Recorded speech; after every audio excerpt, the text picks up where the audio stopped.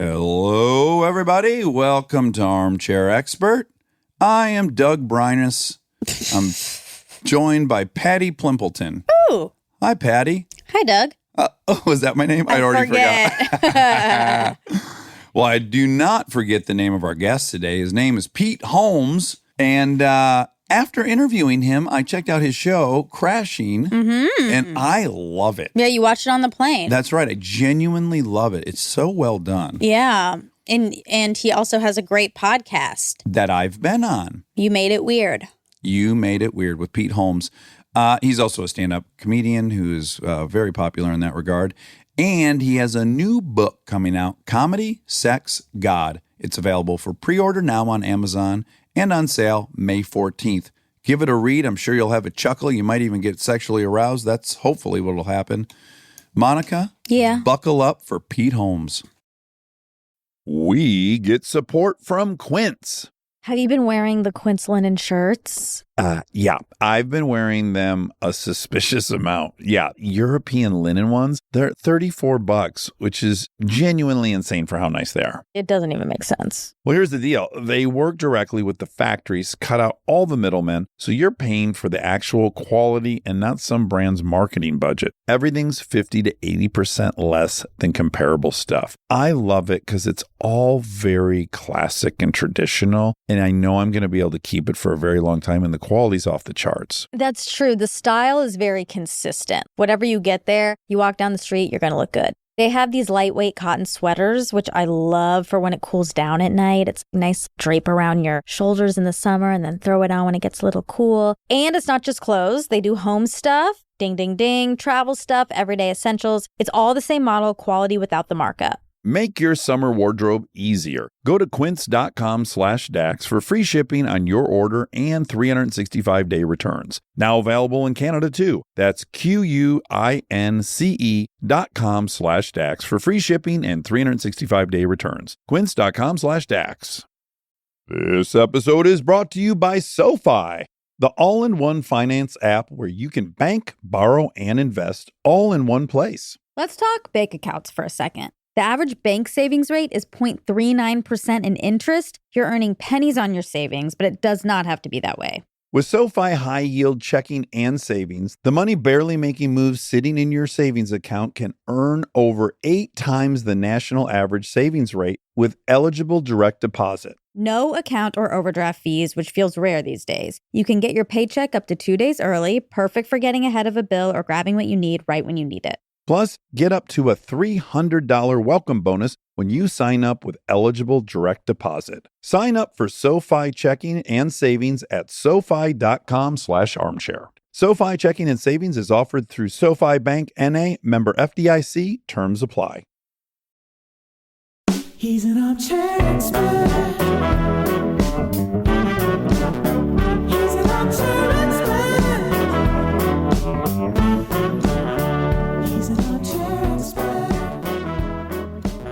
Favor and turn them 180. I think this is going to drive you crazy for the next hour and a half.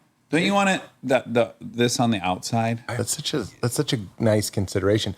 Is it controlling or is it considerate? This is a key thing, Monica. A key thing about me is I actually get upset when people don't. If you have a pro tip, it's like, tell me. Like, I'm the guy that gets mad if something is great and it changed your life. Why aren't you telling me? Why are you keeping it to yourself? Where some people might be like, don't control me, bro. I'm like, we're all stuck in a very confusing thing. Yeah. And if there's something that's like, eating fruit in the morning isn't too heavy and it kind of helps you face the day. I'm like, fucking thank you. I'm already eating Cocoa Krispies and I'm falling asleep in math class. Like, I'm going back to high school. Like, sure. These are old wounds. They are old wounds. In fact, high school. Well, first of all, hi Pete Holmes. Hi. We're already It's the way chatting. they say it, though, right? It's the way they say it. If they, I'll take they it say, anyway. Really? Yes. Even if they say, what the fuck are you doing with those Cocoa Krispies, you weird? Yeah, but I had an older brother, and that's how he corrected me. He wasn't like super mean about it. Yeah. But he might tease me out of things. Like, I remember the comedian Christian Finnegan, I had to remember the Palm Trio. It was like sure. the phone before. Had a little stylus that you would write, you could write Yeah. with. I had that, and I was so proud of it because I thought it was like the real. I know it was like the real comedian phone. It was like the real made it phone. Pre-iPhone, it was like if you had a Trio, it didn't just say like I have $300 because that's what it was, which was a ton. Sure. Now they're all $1,000, and we're used to it. But 300 something for a phone was crazy. But it was also like, what are you up to that you need constant email access? Right. And I wanted it, and I saw all the comedians had one. So I finally got one, and I was proud of it, so I clipped it to my belt. Oh, Jesus. Yeah. Because I wanted it. I wanted It was like like accoutrement. Available. and I went all out. I got like the clear case because I didn't want to hide that it was a Trio. You didn't go full Glendale style and have a gold chain connecting it to your... GS? Yeah. Glendale style? No. Okay. But then the first time I wore it, I was on the road with Christian. It was the Best Week Ever live tour, and I went downstairs and I had it clipped like a dad at Disneyland. Yeah. It was clipped to my belt, and he just went, "Belt clip, huh?" Oh, And I just took it off. Yeah. And I didn't go, "What an asshole." I was like, "Oh, right. Well, I just had a blind spot." so I was just on your podcast last week. Yes. And your wife, Valerie, your beautiful wife, who's Sweet about to lady. bear life, she made this observation because she listens to Armchair. So she's hip to what's happening with me psychologically. She made this observation that Pete and I are basically two sides of a single coin. Like we have a lot of the same shared history, all these different issues we wrestle with, but we have the polar opposite reaction. So when he told me when he told me he loves people telling him what to do, I was like, oh, well, right there. That's my number one pet peeve. That's so interesting because maybe you know better. It's like you seem like we talked about nicotine, right? Yeah. And nicotine's interesting for like writing or getting your brain going or whatever. How did you know that? Did you just figure it out on your own? I read stuff. Like exercise makes you feel so good. Like you're just reading. So I'm not reading. I'm having things read to me in the wild. People just say stuff. And I'm like, okay. And you just want to forge it on your own. Well, you would have been like, yes, it's how history had been passed on to us. You like the oral story. I like an oral story. And it passing changes a little bit. It's a little bit wrong. Yeah. But in the wrongness is my own room to experiment. And even if in its wrongness and all the iterations of its wrongness, there's still a pillar of truth. And that's a real testament to the pillar of truth. We talked about how I loved what you said about the American government. The two-party system is to mimic this. I'm paraphrasing you. Yeah. The turmoil of the human psyche. And then I was like, it's interesting how all these things that are successful often mimic the unsuccessfulness of the human condition. Yeah. The imperfectness of the human condition. And that's what I'm saying with the imperfectness of oral advice. I might get something that's wrong, but then like I that's part of it. It's built in. That's a good thing. Yes. Because then I still have a relationship with it as opposed to being just handed the answer. Well, now, in the event that people don't seek out your podcast to listen to our previous conversation. Yeah, let's just do it again. Let's do it again. But before we even do it again, let me tell you first what happened on it, and then we'll do it all over again. Yeah. We just play it. But I was just very bowled over by your personality. Oh, wow, really? Yes, I'm yes. so pleased. Your you made it podcast weird. is great. Oh, thank you, Monica. That sounded so false. I really mean it, though. It just came out wrong. Oh, thank you, Monica. I felt uncomfortable, so I overshot. I'm sorry to make you uncomfortable, No, but you it is didn't. great. It's hard to say unlike thank you, Dax, right? I'm very good at compliments. Oh, good. So I appreciate that. But a good one, a successful one, is one where you go, we're going to be friends now. Like another name of the podcast could have been We're Going to Be Friends Now. Oh, Yeah. That's a great name. That's a good name, but it's called You Made It Weird if people want to hear it. What am I plugging? Please do. That's the point. I know. Cross-pod promotion. But can I say it started not unlike when you watch a movie. When you watch a movie and you're kind of just accumulating red flags, more than evaluating whether it's entertaining or fun or that was a good scene, you're almost just like, oh, that sucked. That was bad. And then after like 5 red flags, you're like, oh, this movie's not very good. So I arrive at your house. First of all, I'm like, oh, I love what part of town you live in.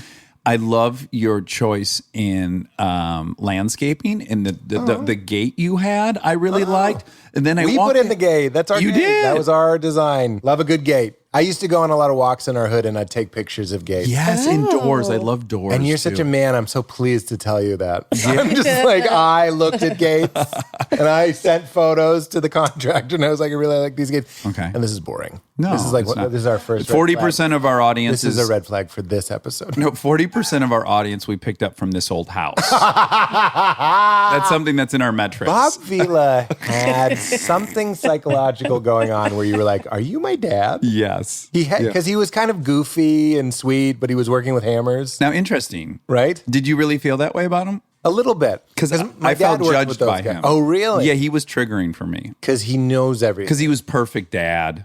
Perfect family. But I was see, like, this oh, I'm a goes back piece of to, like- shit. This guy's perfect. His house, he builds his own house. We're a ragtag But group, he's so single mom. sweet. I just think he looks like he's also going to make pancakes. He's going to make a shed, but then he's also going to make pancakes. Very kind. He's going to make a table that he can display pancakes on. I made both of them. Sir. I made everything you see here. But my dad worked. There's wood with those. chips in the pancakes. What kind of pancakes are these? Maple wood. Sawdust pancakes. Your father, though. My dad worked with guys like that, and they weren't like Bob Vila. You know what I mean? They were like chain smoking, great guys, but like they seemed like 70s guys. Yellow tinted glasses, cigarette always in the mouth, buzzsaw. Yes, I too. I was a Vilas. roofer for a period of time, and the people I worked with generally weren't like Bob Vila. Vila, but isn't it LL? I'll find out. Spanish You're pronunciation. going Bob Vila. Spanish, Bob yeah. Vila. Roberto Villa. Anyway, you were saying but he was more. gate. I love the gate, right? Oh, so all these clues I'm getting, like, ooh, I love this neighborhood. I love this gate. I walk into your house; it's very warm and inviting, and it's not ostentatious or pretentious. It looks like a real home. It doesn't look like a photograph in a magazine, which drives me crazy sometimes when people are successful. Everything just looks like a hotel. Yes, I don't like that. And my wife and I water. often argue about this. I'm like, yeah, that's gorgeous, but who the fuck lives there? I don't, Right. If I had to guess, Okay. and you tell me how I'm doing, that your house would be more on the pristine side. Just because of the dual successes of not that Val's not a success, but you guys have two show business careers. Val, I think we both agree Val's a failure. Abject failure. Val is like the most successful person I know. Yeah. And You can't buy what she has. that's what I mean. Like what we're lacking, that's why I was drawn to her, and that's why you... The hole I'm feeling just happens to generate money as an accident. Right. That's right. I say this all the time. It's just a wonderful happenstance that what we need to do is valued in our society. Because I think about this all the time. I have people in my family or friends where I'm just like, who they are isn't valuable in a capitalist society. And that's a difficult thing to get to. We're just in this weird place where it's like, can you flash your personality and make it sizzle? And you know what I mean? It's like, can you share and can you be engaging and be fun? It's like, those are good things, but like producing I have so many people in my life, a lot of people that don't produce, and then they don't really consume a lot either. So our society sort of looks down on them because they're just not playing the game. Exactly. I think about this all the time. It's like my utopian goals also don't function with what I know about the world. Yeah. It's like, yes, we should stop trying to buy things to Fill a hole. regulate our internal feelings. Right. I do it. I'm guilty of it. Yep. And clearly that's not the way. But then I go, okay, well, then everyone stops buying shit. Well, what the fuck's everyone going to do? Everyone needs something to do. The deeper I get into showbiz, the less I consume of it. Like I watch fewer movies and TV, and I'm like, what am I doing? I'm sort of putting myself out of business. Yeah. You know what I mean? Like, even on my own podcast, we kind of talk about how nice it is to unplug a little bit and consume less. And then I'm like, but I'm also making the thing that I want people to consume. Absolutely. In the intro of that podcast, I'm still saying, please watch my show or listen to this podcast. Yeah. So I'm full of shit in that way. Sure. But this is what I'm saying. This is why we have the Republicans and the Democrats in our house. And I have that Republican energy that it's like, I like producing things and I like consuming things. And I also have a Bernie Sanders that's in there that's like, yes, but it's also valuable to just sit down and relax sometimes, or whatever it is. First try on Bernie, not bad. Good. Really? That's pretty good. More than not bad. I was like, oh, he must do Bernie. Bernie's here. Yeah. Can I try it? Do it one more time. Do it I just want you to know that the 1% of the 1%. Okay, so what I think you're doing is it kind of putting your tongue at the roof of your mouth. What you're doing, you gotta have a little bit more New York in it. Okay. You want a little bit more New York City? I'm from New York. I'm from Brooklyn. Okay, I want to dismantle the security and I want to safety. take down. I don't drive an Audi. I don't. I'm losing it now. I don't believe in banking. There's no banking. I wish people could see. It's 90% hand movement. It is this. 90% Is hand this- movement. NPHM. I want to give you a compliment. The people that love Val and the people that love our house, I know those sound kind of trivial, but our house is cozy and warm and lived in. Yes. That's sort of, I wonder if you and Kristen have something like this. That's one of our tests. We have people that come by our house and they're just sort of like, I tell this story all the time because apparently it hurt my feelings. But we've had more than one showbiz friend come over and be like, this is a great starter house. Oh my goodness. Oh, wow. And we're just like, this is like we have they're small bedrooms. Like our kids are not going to have their own Xbox TV setups, and they're just bedrooms. They're just bedrooms. Place to go sleep. It's a place to sleep. For so slumber. it's not one of those houses. And we don't have like, a lot of fancy stuff. But if you like the house, chances are you're going to like Val, because that's what I'm into. I don't want to go into that. To me, there's no place. pageantry or presentation to the house. It's genuinely what you guys enjoy being around, which I dig. That's right. And that's kind of how I like my inner world.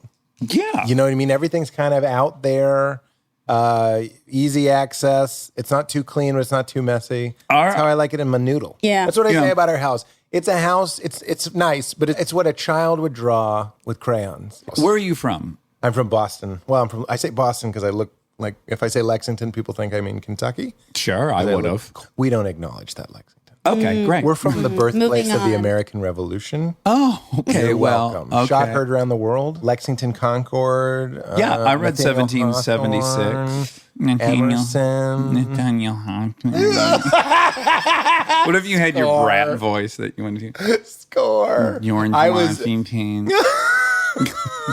But, it's funny. I think this is where the Pete Dax dissimilarities might begin, is because Boston is a very, not always, my experience of Boston was a very macho place. Yes. So growing up, I just went hard mom. I know you did too, but my way of going hard mom was like to not like the Red Sox and to love talking and going on walks and stuff. Like I Right. love gossiping and inner worlds and feelings and stuff. So like I sort of figured out at a young age that like Little League wasn't getting my dad's attention in the way that I hoped. Okay. So I became like a little showman, like a little buttery, soft showman. But I would imagine in this suburb of Boston, Yeah. because there's a few cities that are a little macho, a little alpha-y, a little culture of pride-y. Well, that's Boston too. There's so much pride. I did the joke on stage the other night. And it's like, why do people get mad when you say "fuck your mother"? And it's like, you don't know my mother. Yeah. That sort of attitude that I have comes from like, why are you proud of being from a place? Like this is really, and I get it. Well, because it's so indiscriminate. Like it's just weird that your parents got pregnant in that location. And it's like, well, Drew Michael, whose HBO special I liked quite a bit, has a joke about like, why are you proud of your big dick? It's like, it's something you had nothing to do with. Right. But I understand now. I used to have a bigger chip on my shoulder to be like, who cares? It's just land. It's just like a fucking thing. I understand pride and being proud of where you're from. And I understand. I used to be one of those kids that was like, the Red Sox aren't even from Boston. Like, I understand. Like, I was that guy. And I've sort of relaxed. Yeah. I understand clans. That sounds like Tribalism. Tribalism in a good way, in a way that it can give you meaning. And it's funny, my group was the group that was not being in the main group, but it was still a group. And I know that's like a freshman year of college observation. Yeah. In the same way that our non fancy houses are also a way of sort of establishing a fanciness. You're so fancy that you don't even have to brag about how fancy. Well, yeah, I always think it's kind of gangster that we don't need to have That's a big what house. I'm saying. Yeah. You're the gorilla in the jungle that doesn't have to have a silverback. Until You're it's just go like, time. Until it's go time. Right. But that's a big point. And I'm only saying this because I think it might be interesting to you. Alpha beta-ness is a big move, and that's one of my big moves. And when I talk about how, like, I would never pee with the door open, for example, which you did. Out of fear you might toot while you're peeing, or No, out that of someone would see fear your that I penis? wouldn't start right away, and then I'd get Okay. in my head, and then I'd be like, now they can tell I'm not peeing. Right. That was my freshman year of college. Was the pee situation was just terrifying. And did you have It's this? like, what the fuck is going on? I took so many pretend poops to pee just because I couldn't handle. Somebody's talking to me like, yeah, that's what I took, arts and theater. And I'm like, I'm trying to pretend I'm waist deep in a river right now. Yeah. Like, I can't. And that happened once. And I'm the type of brain that will like live with that sort of embarrassment. Did you also have the added thought, which I know a lot of guys I grew up with had, where you think that based on how girthy the stream is, the Deep, flow, yeah. like how hard the urine's hitting the toilet, the people that aren't with you in the commode are evaluating how big your penis is based on how thick and But ropey Dax, see, your. this is why Val, thick and ropey. I'm sorry, I interrupted Yeah. the best part. Yeah, it's all But I'm right. so excited to agree with you because this is why Val was like, you guys should be friends. Because that is such my own thought. It's like, what are we really talking about here? And we're talking about penis shame. Always. Always. Almost always. Uh-huh. And this is why men are so embarrassing, I say to Monica. But it's just like that situation is a primate situation. And I was never good in those situations. But it was a really wonderful feeling. I remember my roommate in college was kind of a man's man. He works for the FBI now. He's like a real tough dude. He has guns and shit. He's like kicks doors down. yeah, he's a macho guy. Yeah. And his friend is an even more macho guy. Mm-hmm. And I remember at his bachelor party, we were all hanging out and we're drinking, which is also just a proof that you can consume poison and not die. Sure, which is sure. also a primate thing. Yeah, It's social. It's a rite of social passage. advertising is I can drink this and not die. Mm-hmm. I have a joke about that. I'm like, I can consume this and still fuck you. It's why we drink scotch instead of white wine because it's more impressive. It's more like, haha, nothing can stop me.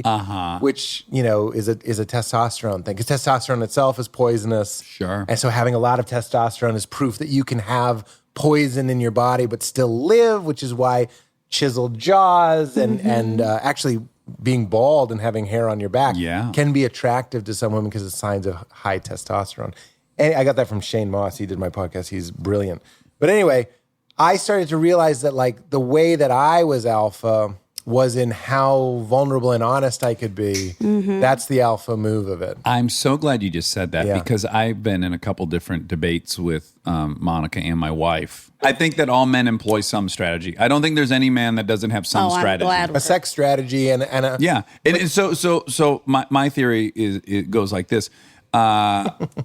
Everyone in high school wants to go on a date with a pretty girl. I'm sorry. It's just that's what happens. We're animals. Much bigger part of our brain is evolved to do that activity than your frontal lobe thinking about how people are perceiving you. You're driven by that. And so many smart guys go, okay, well, I'm not going to be the quarterback of the football team, and I'm not going to punch a guy out at a cake party. Okay, Yeah. so what am I going to do? Because I still really want women. Yeah. And this is where I've gotten into trouble is, please. I'm the guest you've been waiting for. Uh-oh. Oh boy. Go. Say it. No, I'm just saying if you're looking for someone to agree with this type of thinking, Yeah. I'm that person. Oh, you are? Okay. I have a joke.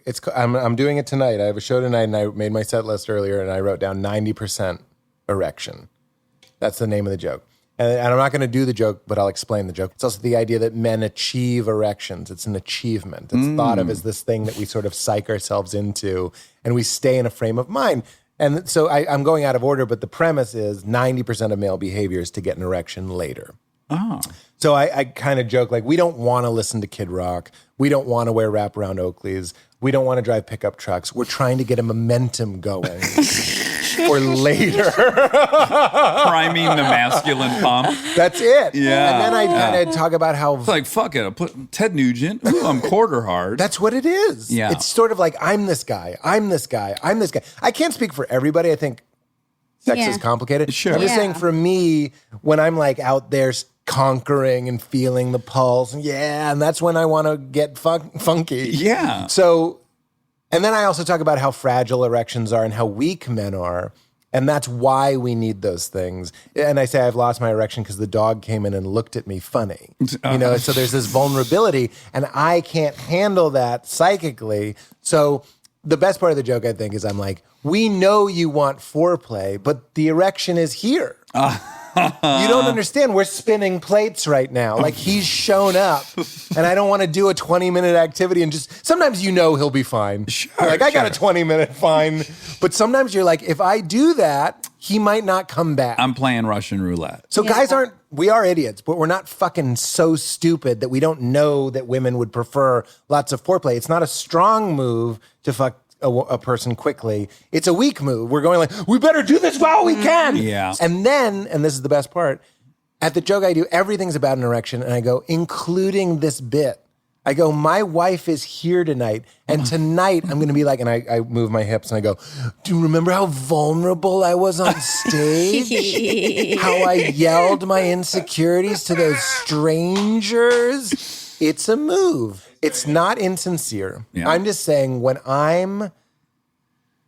it's sort of what we were saying about fancy houses and fancy cars. I drive a non-fancy car, and that is in itself a sort of alpha beta move. It's a beta. Yeah. I don't even need a Lamborghini. That's right. If I were doing that, there would probably be part of me that's like, I'm doing what is appealing about me. Maybe not for sex, but I'm doing what's good. People like it. People want me around. They feed me and they include me the more I'm this way. Let's go a step further. So if you're not the captain of the football team appeals to whatever percentage of the female population it is. I don't know. Let's just randomly say it's 50%. Very high. So from a guy who from looks like the captain of the football team. I do not feel like I'm assuming it's 50. I was not that guy in high school, but let's just say it is that.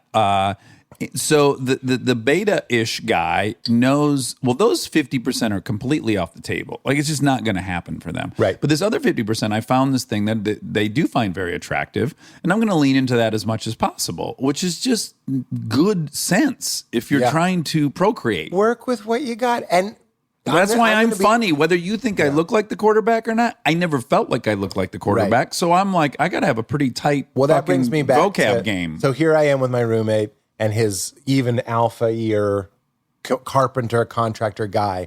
And after the bachelor party, and it was like a bachelor party weekend, I remember the guy. Kind of an alpha move right there. Yeah. A whole weekend? You're going to claim a whole... Dude, my wife... Don't get me started. I told my wife I was even having a bachelor party. She would have laughed herself silly, much less a fucking weekend with the bros. That's so funny. I didn't either. I don't think I had one. Oh, I probably didn't. I'm forgetting. I didn't, but whatever. Anyway, I've gone to bachelor parties. I've been the guy that brought cigars, and I remember vividly some of the guys getting sick because I didn't smoke cigars, and I was like, this is what we're doing. Don't you understand? I'm hitting you in the face with my balls right now. It's so childish. I'm not proud of any of that, and that was over 10 years ago. But that's what a cigar is can you handle the nicotine of 75 cigarettes in a sitting? Really quick. Because I can, and that means I can take care of my kids. Every culture has a ritualized act of courage that men do to prove to other men you can trust me in combat, out on a hunt. Interesting. We are evolved to display this loyalty to one another. Yeah. And we're kind of out of the old ways. We're not going to hit each other over the head with boards to do that or get fucking insane plate tattoos in our head, Right. So we're going to smoke cigars and drive fast cars and all this bonkers stuff. And it's just, I want you to know I will die with you in battle. Right. I just think it's dangerous I think you're right that everyone, men, women, everyone when they're young, figure out the thing that is attractive about them and lean into that.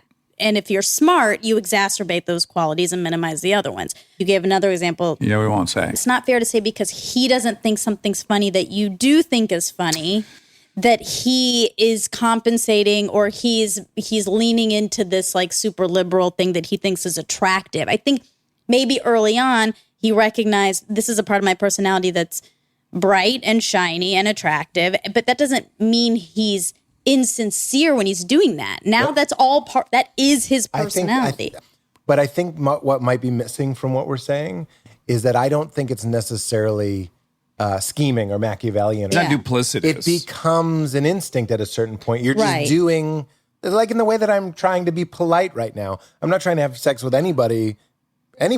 Right. But I do, by habit, try to, because I want this podcast to be good. Yeah. You know what I mean? Yeah, that's what I mean. I'm not being an asshole by wanting the show to be good, by kind of talking. And also there's a part of me watching my talk and going like, don't be too cocky, don't interrupt too much. That doesn't mean it's insincere. I guess the bigger question is there any true selfless kind act that you can do? Well, there's a motivation behind everything we do, right? I agree with that, but I don't think the motivation is always pussy. I agree with you. I think really what you're talking about, I think, is acceptance. Stay tuned for more Armchair Expert, if you dare. Confidence. It's listening to your gut. It's moving forward, even when the path ahead is unclear. For nearly 160 years, Pacific Life has helped people keep their promises, building confidence for generations. Whether you're confident in your financial future or just beginning to envision it, we're here to help. Ask a financial professional how. Pacific Life, the power of a promise. Pacific Life Insurance Company, Omaha, Nebraska, and in New York, Pacific Life and Annuity, Phoenix, Arizona.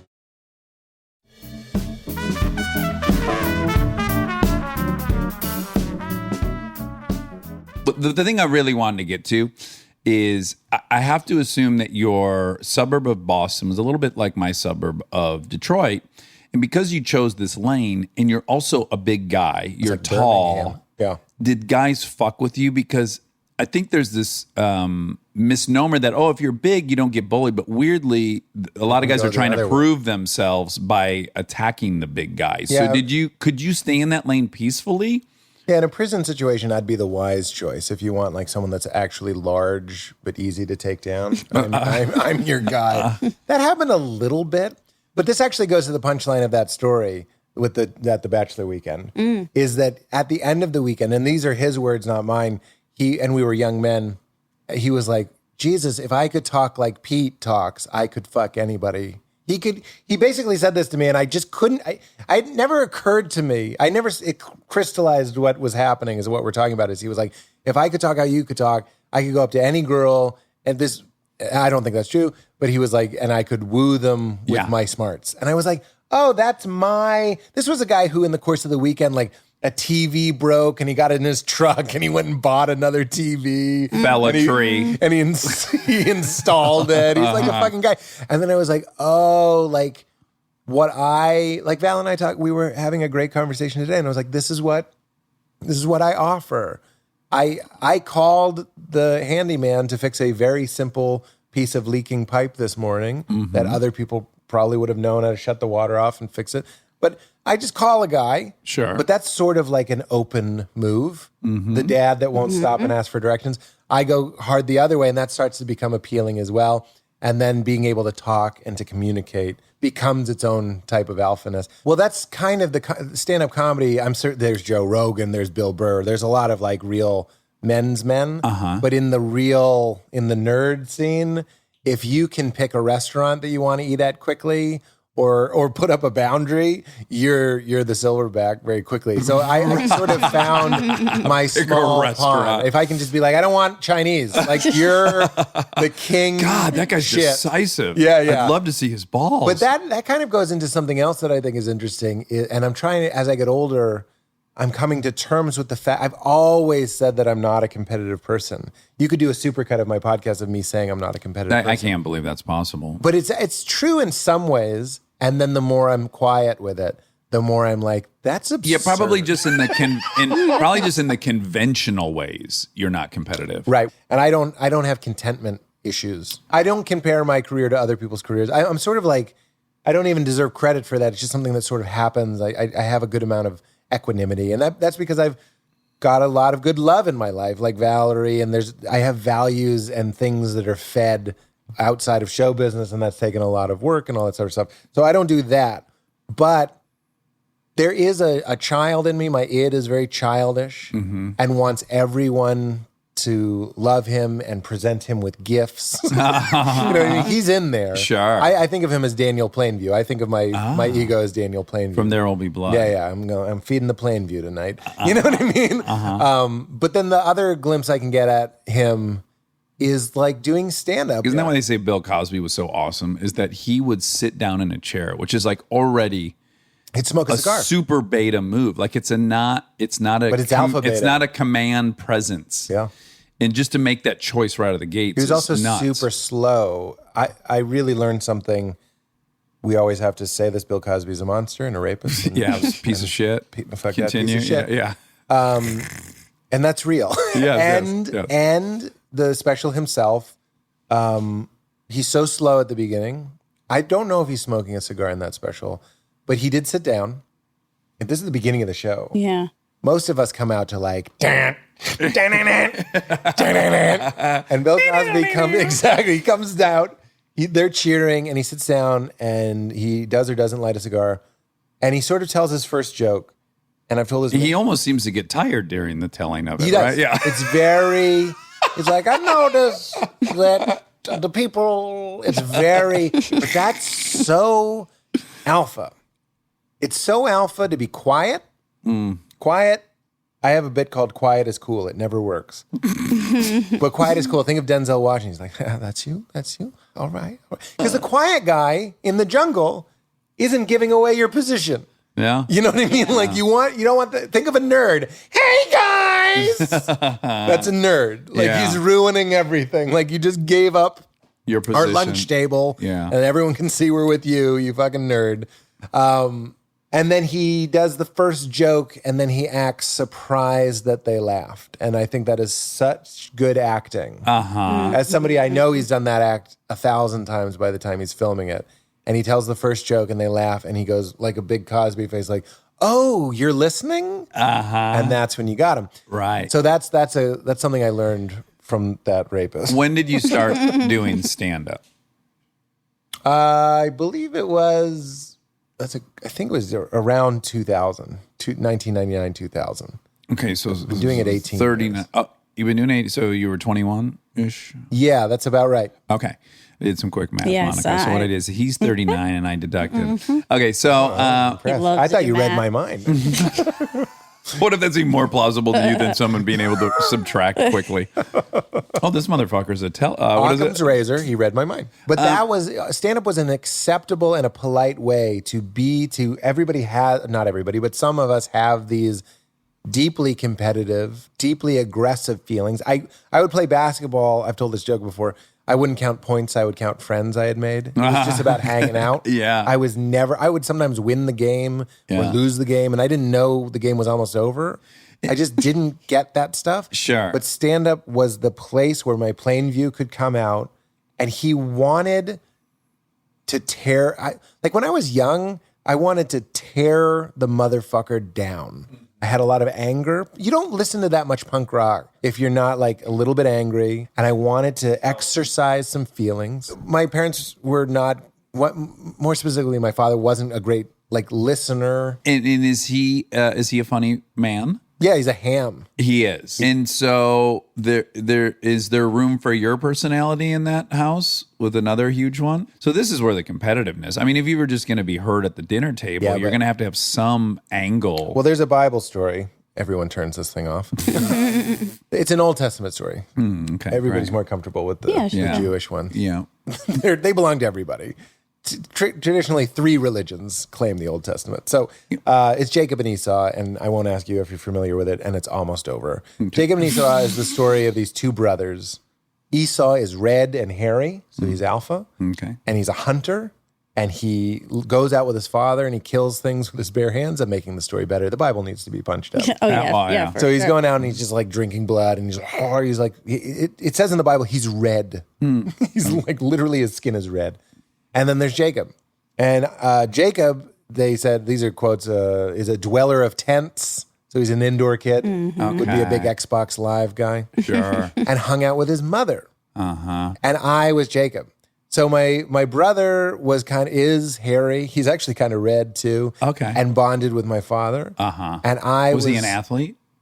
More than I was. Yeah. Yeah, the revelation that Little League wasn't working or being obsessed with the Red Sox wasn't actually getting my father's attention in the way that it might appear to. I was going for the good stuff. I wanted to be deeply listened to. I wanted to be unconditionally loved. I wanted to be known, all that sort of stuff. So I was like, that seems like bullshit. And this is the story of Jacob and Esau. Jacob made a pact basically with his mother, and they ended up stealing the blessing from the father. The father was going blind, and Jacob, it's actually kind of funny, puts animal skins on his arms so they're hairy, and sneaks in and lies and is like, I'm Esau. And this is a big deal in the Old Testament days. The father gives Esau the blessing, but is really Jacob, and then he thrives. He becomes Jacob that you know about. That's sort of what happened. Is I learned that through communication, through listening, through personality, and through a little bit of conniving, not that I stole it from my brother, I realized that was how I could get attention and stuff. And in the long game, I finally did get it from my father, but it was only once I started doing things that paid a lot of money. Sure. Then you could go, I did this. And he's like, where's that pay, Peter? Yeah. And he'd be like, that's $2,000 for a left-handed mug. For a podcast. He's like, what's that, Peter? Holy shit. Then he understood. It's impolite to talk about money, but with dads, it's sort of the only way. Care about, yeah. It's the only way to his heart. I think it always drove my dad nuts, and right until the end, that I wouldn't just tell him the exact number of my bank account. That's hilarious. And by the way, I probably would have let him indulge in that, but I knew he would tell everyone he knew because he would want to get the attention for himself somehow. Like there was nothing that I could give to him that he wouldn't immediately incorporate into his own attention seeking. Well, that's sort of the narcissism of maybe both of our dads, is that once I became, and I say this with love, I love my dad. This isn't like, meh. Yeah. Once I became something he could brag about, he had a way to interact with me and enjoy me. Yeah. That he didn't quite understand when I was a kid in my PJs with my keyboard, improvising songs right in the hallway and interrupting his baseball game.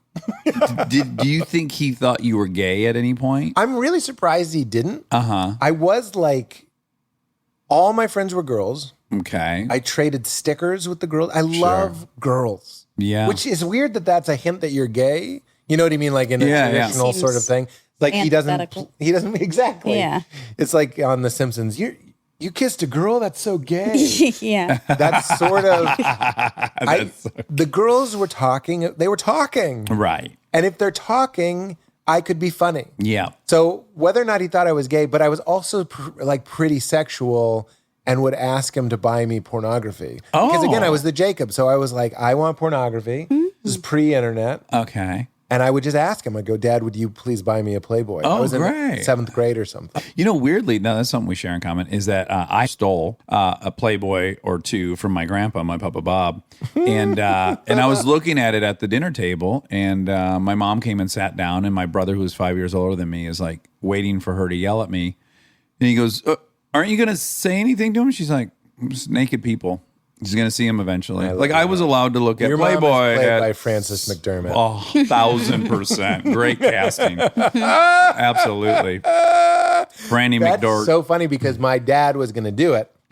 So my dad was more of the Francis McDormand. He was, this is the 80s. So it was not as sensitive or woke as we are now. So he was just flat out thrilled that his son wasn't gay. Sure. He was probably Yeah. maybe a little aware with my love of music and theater and being silly. Yeah, he's all probably the goddamn relieved time. on some level. Yeah, I wore a lot of rayon. You know what I mean? Okay. I loved like wearing like acid wash jeans and slap bracelets. So my mom, though, who was super religious, told my dad not. Is that why you know the Bible? It's weird Yeah. to me that you know passages of the Bible. I didn't say the chapter and verse. That would have been like super cool. If Psalms I was like, 12, Genesis, 13. But do you know it? Deuteronomy 17. I could guess.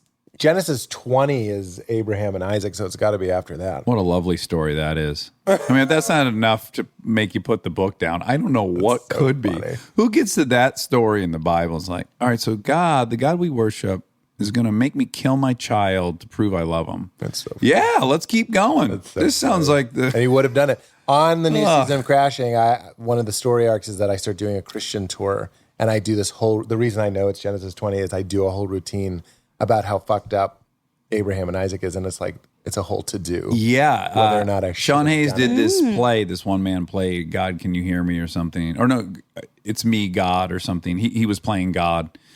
And boy, they got into that story. Oh, really? I mean, it's fucking bonkers. It's as a metaphor, it's beautiful. Why? It's the worst metaphor I've ever heard, is that someone would require of you to prove your love to them. That right there, out of the gates, that's completely flawed and the opposite of, antithesis of unconditional. I hear what you're saying. Okay. But I've reacted. Now go ahead. No. I agree with you. And I'm not a fundamentalist, and I'm not saying it says it, and therefore it has to be good. We can cut shit and say that's not good. And I'm not an expert on myth. The metaphor being our attachments and our worldly desires are like a firstborn son. That's the analogy. The metaphor is our attachments and our desires are your firstborn son. Well, hold on. Who says it's a metaphor? I feel like that is a last-ditch effort to give some semblance of fucking humanity to that story. Yes. Like, how long after written before they go, oh, well, what they really mean is your attachment to your television? Well, you start to get the feeling that you're dealing with metaphors and myths when snakes are talking and two people make everyone. You start to realize that you're dealing with a Semitic type, an ancient way of thinking that is less concerned with what we consider truth, rational truth. Yeah. So we're dealing with trans-rational truth. But also just to counter the notion that we're so attached to our worldly possessions. Let's go back to 3000 BC. People didn't have shit. You had a yak skin water sack. There's no way people were so attached to their shit. There wasn't even consumerism yet. But that's what makes it to me, an interesting metaphor, that you have to give up everything. And I'm talking about an internal attachment. I'm not talking about the new iPod. I'm talking about my attachment to my own identity is in the way of my understanding of God, of my union with God. My understanding of who I am in this world and that this is my son and this is my family and this is what's going to happen is in the way of my connection with a God that seems to be sort of outside of our minds, doing things that we don't understand and dancing in a way that we don't comprehend. Sure, but I would argue your connection to your son is the only road that could even potentially lead me to the belief in a God. It's almost the opposite of that. That's why it's a good story. Yeah. We wouldn't be talking about this story, and any good Jewish person would tell you that this conversation is the point of the story. And if it wasn't about God asking you to kill your son, would you debate it for thousands of years? I don't think you would. Well, if it was like that's a strong argument. Give up your yak. It would be like it's a story about a guy who kills his yak. People were already killing their yaks. Yeah. And look at what happens in the New Testament. God's, I also believe this could be a metaphor, sacrifices his son. It's all about giving things up, giving up yourself, giving up your ego. And that's a very Eastern idea when you zoom out. Do you think it's supposed to just what it's serving as a launching point to discuss morality more than a conclusion? It's like what we're saying about Republicans and Democrats being imperfect. So here's an imperfect story. Yeah. That's what makes Jesus so compelling is that he's crucified. He's handsome as fuck, too. He's very handsome and very good carpenter. He's up there with Bob People underestimate his carpentry skills. How did you say Vila? Villa? Bob Vila? He's up there with Bob Vila. Yeah. But suffering and dying isn't perfect. That brings it into a human realm, and that makes it more interesting to discuss. By the way, I don't care if you want to throw the whole Bible away. I don't give a shit. I'm just saying, I like that story. But just not your Bible. We'll have to pry it from your cold, dead hands I don't have a Bible with your revolver. But my mom was religious and didn't want me to have a Playboy. That's how we got there. Okay. And when you were 21, you started doing stand-up. And were you in great fear of it, like I was? Did it scare the fuck out of you? Yeah, of course. It's so scary, right? It's still... I hate if someone comes up to me and goes, like I'm doing the show Hot Tub tonight, it's Monday, and they go, I see you're on Hot Tub on Monday. You say that to me on Thursday? Your weekend's ruined? I want to slice you with a samurai sword. I fucking hate your face. And people think they're being nice, and people think that I'm sort of potentially living, I've been doing it for 18 years, in a place where that's not scary. And I'm going to be honest with you, it's not scary. But I don't like thinking about it. It's like saying, hey, I see you're flying to Denver at 6 a.m. on Monday. You know what I mean? It's like, I don't want to think about all the things that I have to do. Oh, that makes me go, I got to pack. I got to check in the night before because I don't want to get there at 5 a.m. and have it blah, blah, blah, blah. So I don't want people pushing. So I still have some anxiety about stand-up. But the sort of interesting paradox of that is you need it. It's one of the fuels that makes you. Well, look, I've had a lot of jobs where the outcome was highly predictable. You know, Yeah. if I'm pounding fucking flashing in with a penny nail, I know what's probably going to happen if I hit the nail correctly with the hammer. Yep. Whereas your job at any given moment, and I'm sure does occasionally, just goes completely sideways, right? I had a show recently. You're never, but that's again. That's what probably why makes you it love it. It's, infinitely. you got to earn the interesting. approval every fucking time. Now, what is your trajectory from? You build a stand-up career, and you do quite well as a stand-up. You can be very comfortable just doing that. Yeah. Right. And I'm sure you could have done that. And what propelled you into creating the show? Well, stand up is your wife, and then everything else is you have a lot of mistresses. Ooh. So, but stand up, my approach is I always like the term, I don't like the term comic. I always like the term comedian because I just like doing comedy. So like I was doing stand up, but it was actually Aziz. Aziz was one of those guys, one of the first guys that was doing sketch as well. Like he would shoot videos. Mm-hmm. And I haven't told this story in a while, so I haven't used this term in a while. I would start Burger Kinging people. Okay. Burger King opens where McDonald's already is. So they don't have an R&D. They do, but they don't have as much of an R&D department in that regard because they're just like, well, here's where McDonald's is. Sure. We'll open nearby. Because of the internet and stuff, I started to notice my friend Ryan Ridley, like I mentioned, Aziz. There are all these other ways to get content out there. And I've always said this, nobody believes you can do anything. I always thought I was a good comedic actor because I always used to make little videos with my friends, and I always loved that stuff because I just love comedy. Yeah. And I also like the rhythm I get in when I'm writing a sketch or writing a script or whatever it is. But I did these things for College Humor. Which is huge. 10 of them. And they were huge. It was like this really... So then when you're trying to write for a TV show, your agents also send a link to like a really funny Batman sketch. In, and that helped open super helpful. Doors as well. Open doors. Ugh. It's okay. You know what I mean? Doors are real. You feel on the open 'em. outside. Doors on the are outside. Doors are very real. But then all the while doing stand-up.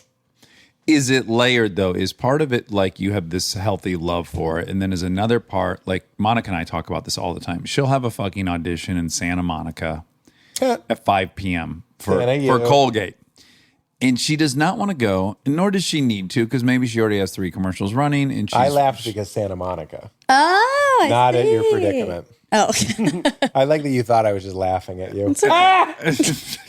Imagine. can you even believe it? No, I think a joke is Monica went to Santa Monica. Yeah. I'm like, now So we're Monica's in Santa Monica. So, and she'll walk me through it, and she'll go, if I don't drive to Santa Monica at 5 for something I don't want to do, then my good juju is going to disappear entirely because I'll have gotten too big for my britches.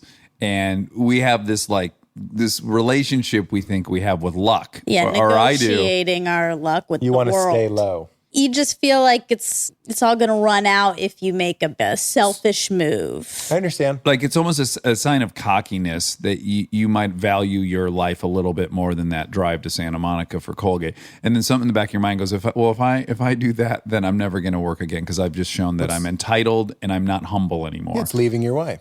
Right. So I'm wondering, if like part of it is you love it and all that, and another part of it is like a superstition almost. I don't have superstitious or supernatural feelings about it, although I do know what you're talking about. You don't want to send something like that into the universe. But yeah, doing stand-up to me is a drive sometimes to Santa Monica at 5 o'clock where you're like... To prove you're still humble and hungry. And I look at it as honoring past me. Past me did all this work. Sometimes past me looks at me and he's just like, what the fuck is your problem? Oh. Not even in a bad way, but sometimes I'll complain. Like I complained to you, didn't I? No, that was another guess. I'm that your sorry. money counter broke. Is that what you're talking about? That your cash counter broke? Right at the million mark. And now I have to You had to throw a whole bag away. And I threw I don't want to count this again.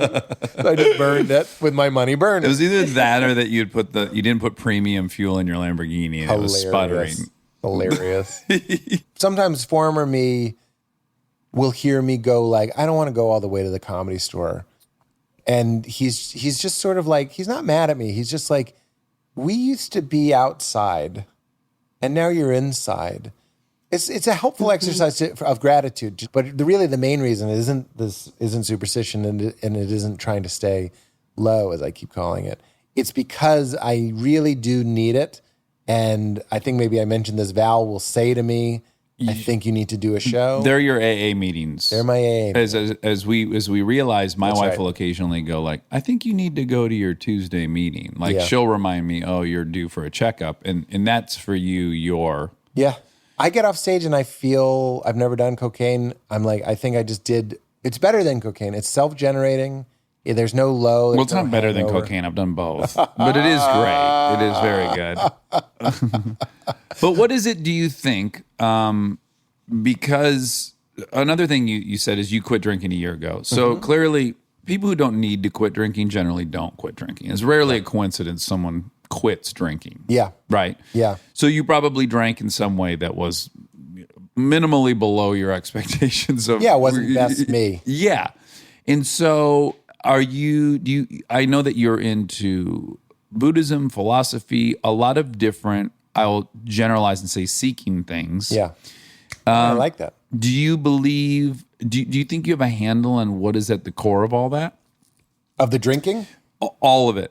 All of it? Needing to go do stand-up to keep let's just say that a lot of people don't need to regulate their mood with something else. Yeah, that's interesting. So just, I would say the fact that you recognize and can admit your mood needs regulation through this activity. Yeah.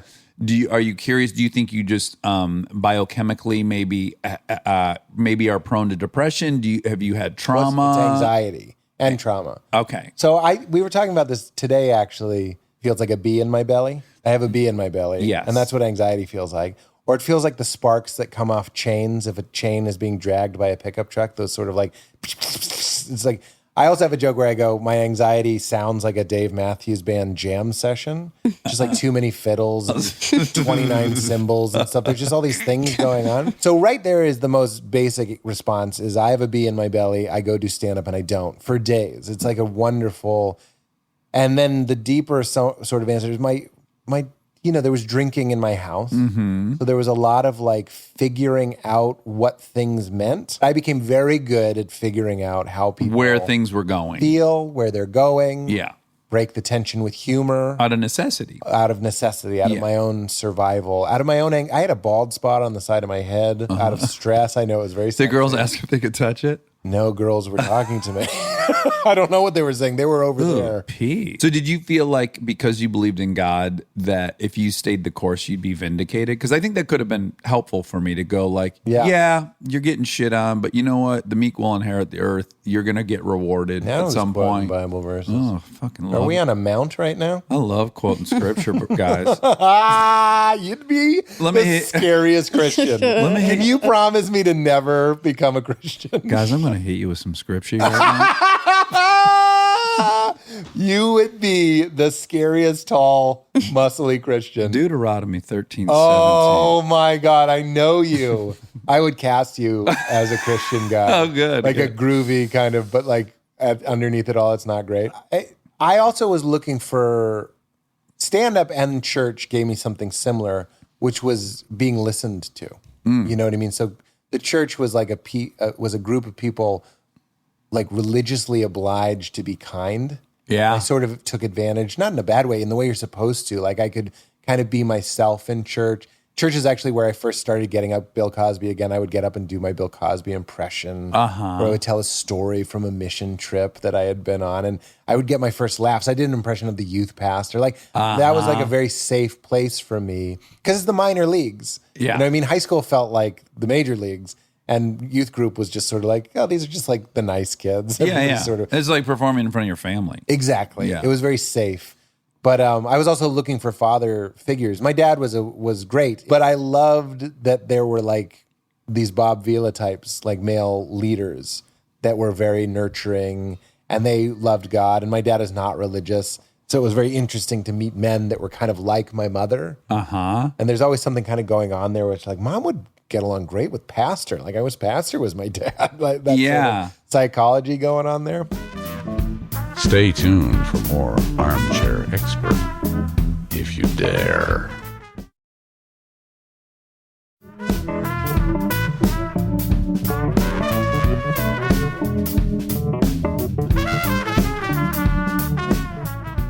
What I also recognize in you that we have in common is it appears to me that it requires a lot of self-evaluation to keep yourself, like, if you just leave yourself to your own demise, it's going to end up in a negative place. Right. Well, that goes to the drinking. Yeah. It's like people like us, I think we have this in common, enjoy going in, figuring out, tweaking the levels. And it's not this, I like Tim Ferriss, but it's not, I don't get the vibe from him that I get from me. Like there's Tim, you know who Tim Ferriss is? Oh, yeah. Tim Ferriss to me and Anthony Robbins to me seem like these sort of perfection warriors. I enjoy them as well, but that is not what I don't want the people listening to mistake me for that. It's so much less sexy and kind of together, and it's not this pursuit of perfection. It's just more of a quiet... Keeping yourself out of the ditch. Exactly. It's more Radiohead than that. Yeah. It's so much more wounded than that.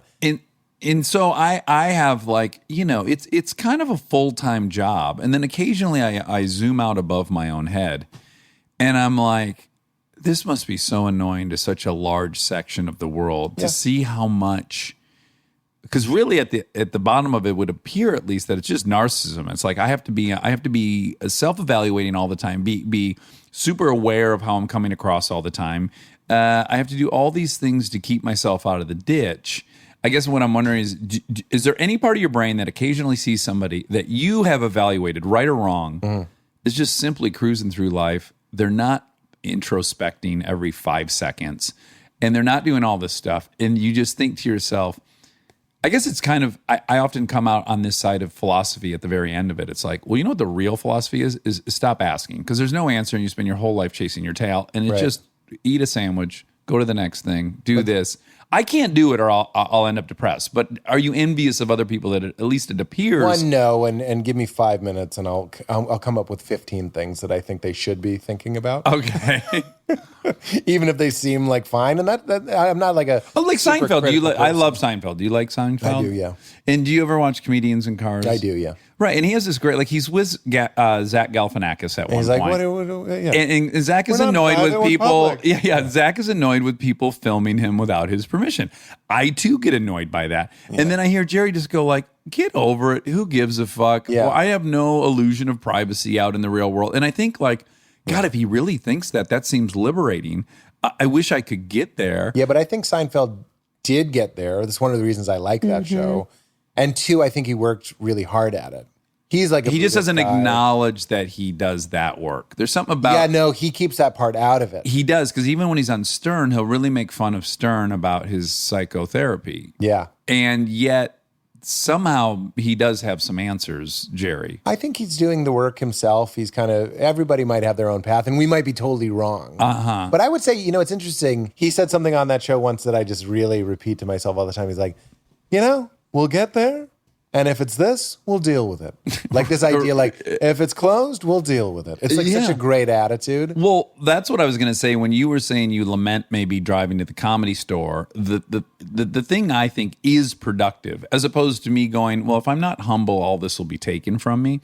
Opposed to that, I'll go, nothing ever in life is as big as my fear of it is. So I sit around and I worry about things at night sometimes for 2.5 hours. But real things happen to me all the time. Like I was driving my car down the 405. It fucking broke down. I'm on the side of the highway at 9:30 at night. Now that's something, if I think about that happening to me, it seems like the worst thing. And I could spend hours. And there you But are. I just went straight into like solution mode. Oh, I got to get a tow truck. I got to Uber. Yes. Ooh, this will be fun. I never Uber. When I'm in the actual situation, I can roll with anything and I love it. And then if I just am honest about my history, very rarely have I been super uncomfortable in a situation that was just insufferable. Yeah, that's right. But regularly, my thoughts go to this insufferable place. That's absolutely right. Yeah. As we're about to have a child, I find people keep trying to impose Infect this panic you. and fear on us. And I understand it's going to be overwhelming, and I understand we're not going to be sleeping very much. But you're going to be there. I take a lot of comfort in going, it'll be us. It's not going to be Dream Pete that has like shit on his hand for some reason, like his own shit. Oh, they love to say to you too, like I'll be out with my beautiful little daughters. They're so fun. They're doing something so cute. And the very first sentence out of someone's mouth is, wait till they're teenagers. Yeah, shut the fuck up. It's like, well, hit that person with a hockey stick. Yeah. I don't need it. You know what it is? That is the benefit to me of mindfulness, of being there. We're often casting the line out way ahead of us, and we'll be there. We'll be kind. We'll be present. Presence is huge. Like so much of it is just like, I will be present with my daughter and I will not panic. Here's what's hard. Doing work you don't want to do. Yeah. That's hard. I've done lots of work I didn't want to do. Fucking detasseling corn 12 hours a day. I did not want to do that. Yeah. You want to change the diaper and clean her little butt and do all this shit. I can't wait to meet her little butt. Those things aren't work. Those things are like, it's like being in love with an alarm clock that goes off every 90 minutes. Like, but people leave that out. Yes. Because they're trying to rush and get through it, which also brings me to the other thing.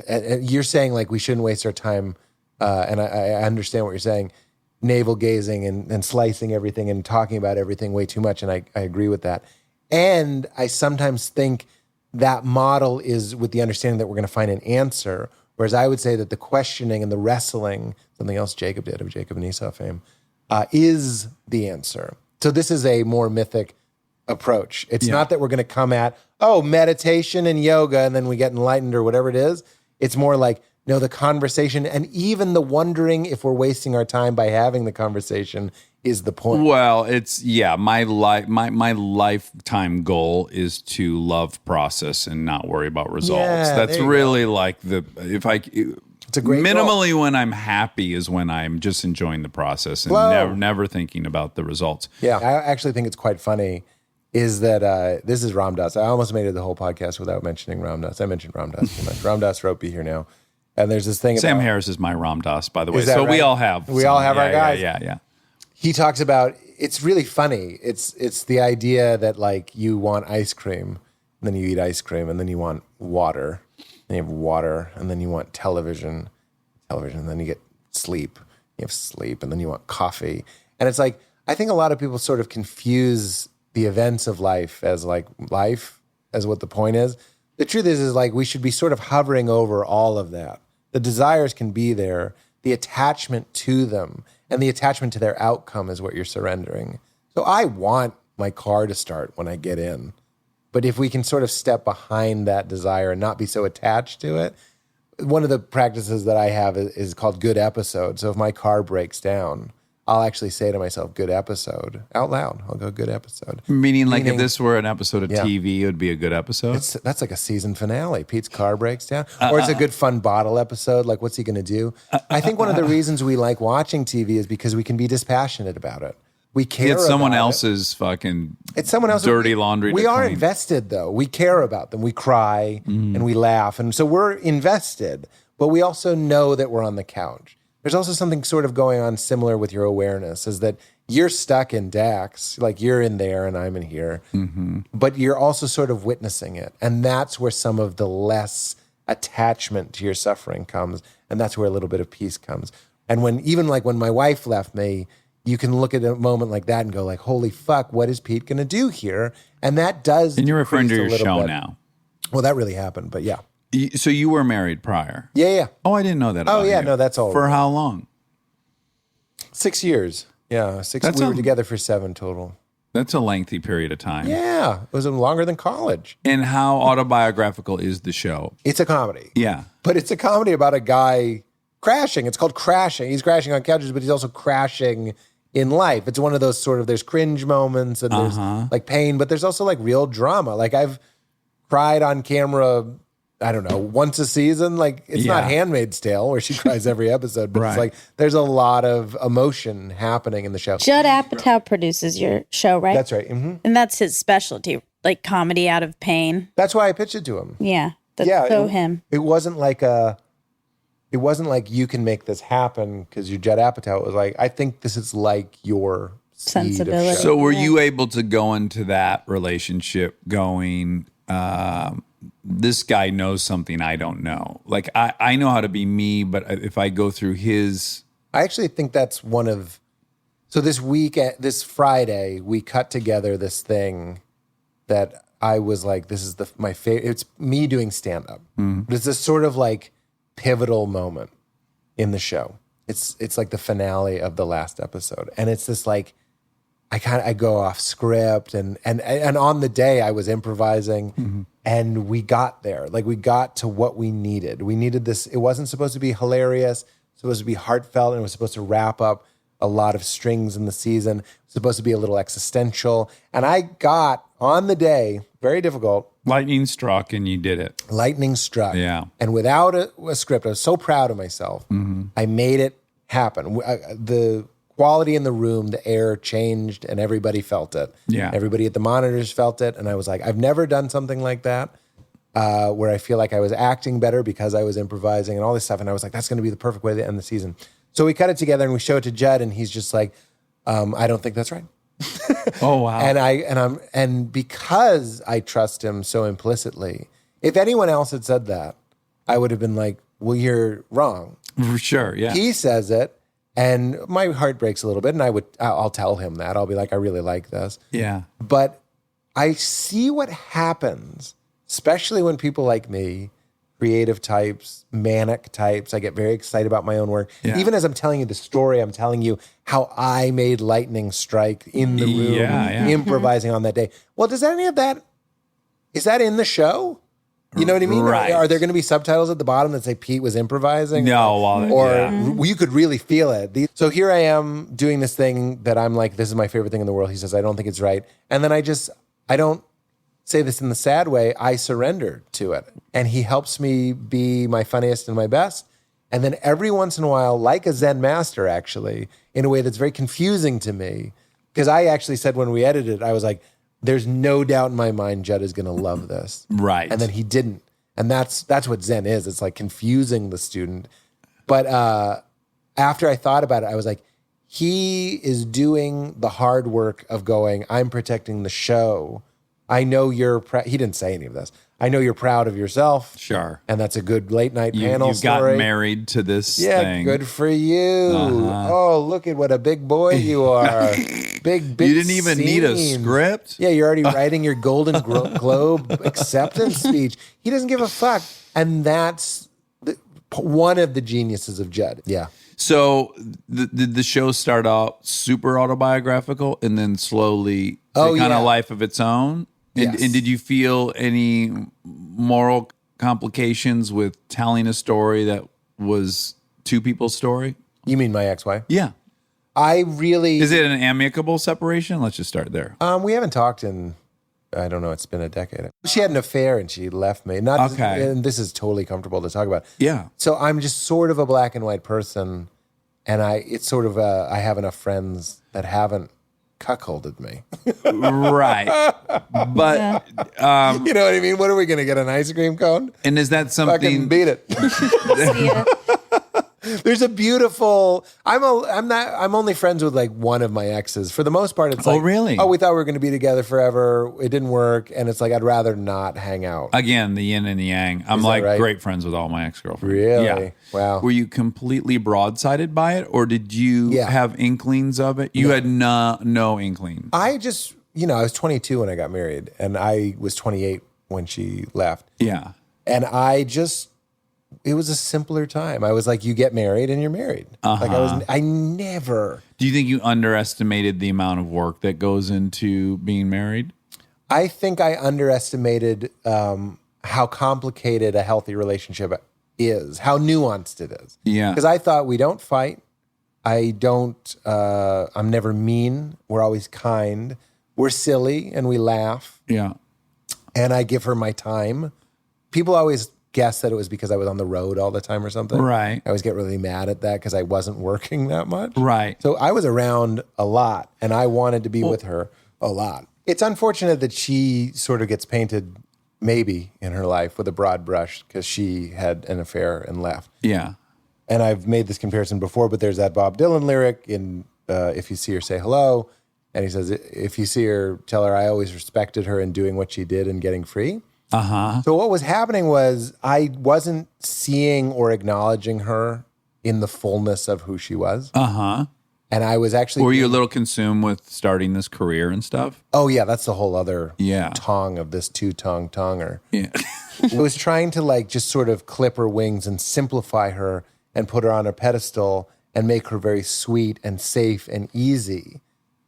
Which, as we're saying this, I'm like, Val is those things. She is very sweet and safe and easy. But my ex wasn't that. So I was sort of treating her like what I wanted in hopes that she would be what I wanted. And she's sort of, it's very passive aggressive. And it's also just aggressive.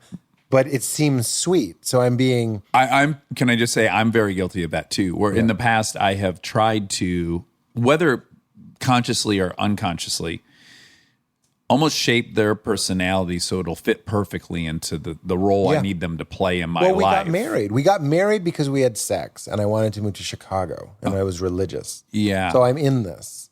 So what I did was, not making excuses, but what I was doing was to make it work in the ways, I was 22, in the ways that I thought, I was like, I like sweet, I like safe, I don't want drama, I don't want fighting.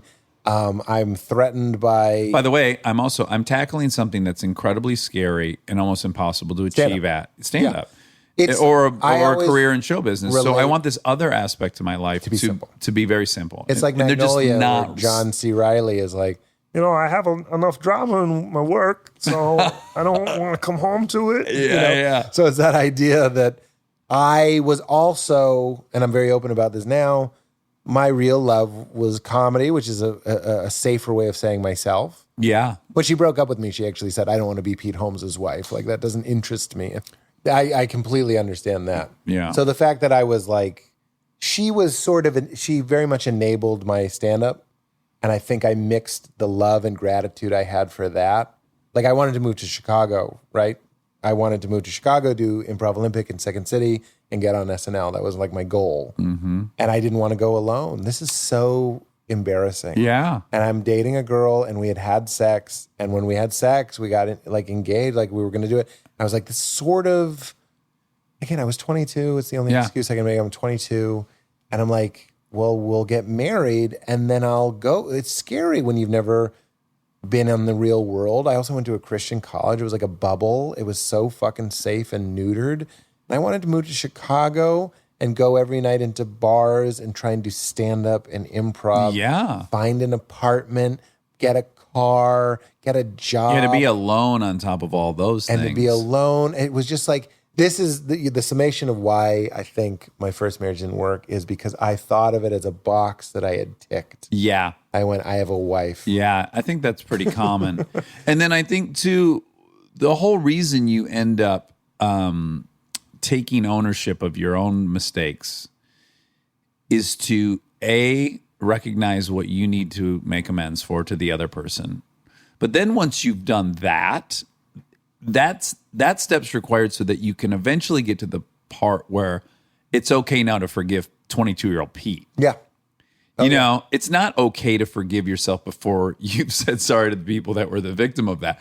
But once you've done that work, and then you can actually go, and by the way, man, I was 22 and this is my first shot at all this, and I fucked up, and it's okay. I'm I'm just like everyone else. Like, that's the goal, is to come out where you actually can forgive yourself. Yeah. You're sort of making me realize that there probably is a part of me that would want to talk to her and apologize in that way. Well, do you know? And I think Crashing kind of is sort of that. It's this very weird backwards way of tying a message to a pigeon. Yeah. I don't know if she watched it, but if she did, I think she would see these little winks at the show opens with me disappointing her sexually, and then disappointing her by leaving at 3:00 on a Sunday to do an open mic, and I'm just so oblivious about how she might be feeling, and I leave, and it cuts back to her on the couch looking like, what the fuck? And the reason it cuts back is because I'm in the edit, and I go, now cut back to her on the couch, like, what the fuck? Like, I'm involved in that shit. I'm trying to keep us with her. I've said many times, I'm like, in the story of my wife's divorce, you're rooting for my wife to leave. And just because it's the last thing that I wanted to happen, and even though technically, and I made this point when we were breaking up, I didn't do anything wrong. I was nice to her. Sure. I said, you're trading good for potentially great, because she had met this other guy. And she was like, that's absolutely true. Uh-huh. But I do admire that. She wanted something better. And she sort of, I think she made the point, she was like, you've already met the love of your life and it's comedy. Uh-huh. And then like, I couldn't be as emotionally and relationally available as I am until I met Val, which was after I already had a talk show, which got a lot of the me-ness out of my system, or at least taught me how to manage it. Yeah. And then I had a podcast and a stand-up career, and these things were thriving. And then when I could sort of relax, my plain view was fed, I could go, all right, now I can, what I've been doing for the past 10 years, which is focus on being a person apart from my show business. And when you achieve those benchmarks and you actually don't feel different, it's a great opportunity to evaluate, then what is going to make me feel different? It's interesting. But it's only a luxury of having found out that the dream was false. You're like, you said very funny on my podcast, you were like, if young Dax could hear me say $1 million won't make you happy, he'd be like, fuck shut you. The fuck Yeah, totally. So you're right. We have the good fortune of getting to the place. What I've noticed it doesn't feel good to a certain extent, and I believe the number is 50,000, to a certain extent is making money and not having to worry about your needs being met does feel great. Oh, yeah. Yes. And it's in a Malcolm Gladwell book. I think for a family, it even goes up to, at least you're still fine or plateauing to 237 even. And then it starts getting diminished return. Yeah. It's also in the movie Happy. Which is a good great movie. Yeah, it's a great movie. Yeah. So of course we. Yeah, when you need your needs to be met. To me, it's not status or money or fame or any of these things. Doing what I feel like I'm supposed to be doing and answering the phone that rings in my heart, that's where meaning comes from for me. It just so happens that making a TV show is wrapped up in that sort of stuff, but I'm not doing it. But again, to circle back, it's actually the process that's giving you the esteem. Did you then have a little bit of a laundry list of going into you and Val's relationship that you said, well, yeah, I got to avoid a couple of these things. Well, one of them, to not repeat a pattern. What the most important one was, listen and let people be who they actually are. Yeah, and don't try to.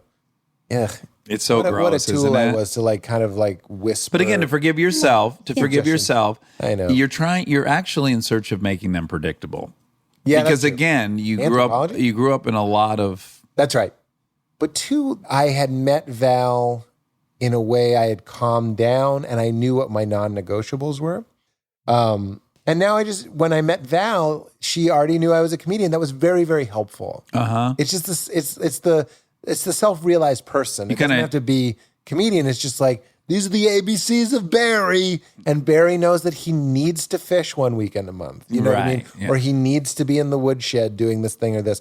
And then you meet someone like Val, who does want to be Pete Holmes' wife, not because of the celebrity. We don't give a fuck about party. We don't go to parties. We don't go to gifting things whenever. There's nothing fancy going on. Yeah. But she loves being in the car with me when I'm silly and we laugh. And then I go, can you please email that to me? Whatever I said. She's in it. She comes to the show. I do it. I hear her laughing in the wings. Everyone loves her more than me. There's no... And this is my wife. Like, she's there. You met her. She's there. Performers are drawn to her. She's comforting and nurturing. Everyone who I give a fuck about understands the beauty of Val. And the fact that I met her fully cooked, I don't think I could have had a healthy relationship until I was like, I need people to know I'm a baseball player. You know what I mean? Right. Or I was a comedian, but I need them to go, that guy plays for the Mariners. It's like, I want them to know, like, it's embarrassing to talk about our egos, I suppose, but like my first wife and I were like, maybe we'll live in Woodstock. And we went to Woodstock and the realtor, we couldn't afford anything in Woodstock. We had $3,000 in the bank. But they were like, this house belongs to Uma Thurman. And I just remember a quiet voice in my head going like, I don't want to live somewhere until they go, do you like comedy? This is Pete Holmes' house. Like it's gross. I know. Sure. But like I had something, the phone was ringing in my heart. And I maybe confuse that with a desire for fame, but I had spent enough motherfucking time making peace at my dinner table, and I had spent enough motherfucking time lying that I was going to be a youth pastor at a lame-ass Christian college, being polite and shutting my fucking mouth. And once I was out, it was time to burn the goddamn barn down. Yeah. And I should have been more honest about that. With my ex-wife, I should have been like, I know I'm a sweet guy, but I have a huge axe strapped to my back, and I'm going to run into that, the Bavarian hordes or Bavarian cream pies. I need to do some shit. Yeah. But when I had met Val, the battle was over.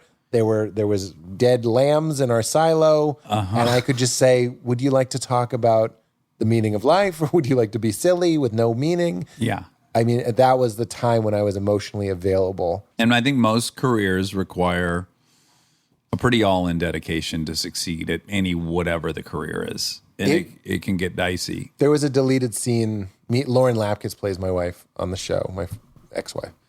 And it was very surreal to act out these fights that my ex and I had. It wasn't the words, but often some of the spirit was carried through. And I was feeding her lines to say, it was actually things that I knew would make me cry because I had to cry, or I wanted to cry in the scene. And then I had her say, had her ask me, if you're holding me over the cliff and comedy in the other hand, like which one do you pull up? You can only, like The Good Son. Yeah. And I had to think about it. And while I was thinking about it, she just went, like mime falling. And that's what it was. It's grotesque, and it's not polite, and it's a little bit embarrassing.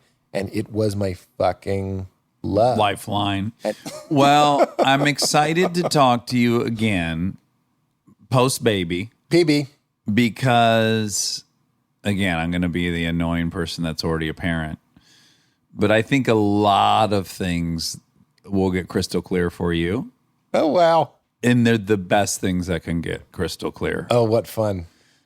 Yeah, just everything getting their proportional, right-sized importance. Yes. Happens like that. Yeah. So whatever you think comedy is and serves in your life, and the bee and the belly and all that shit. Yeah. My prediction is, again, when I say I hate when people meet you with your kids, wait till this, but I'm saying it now. Yeah, that's fine.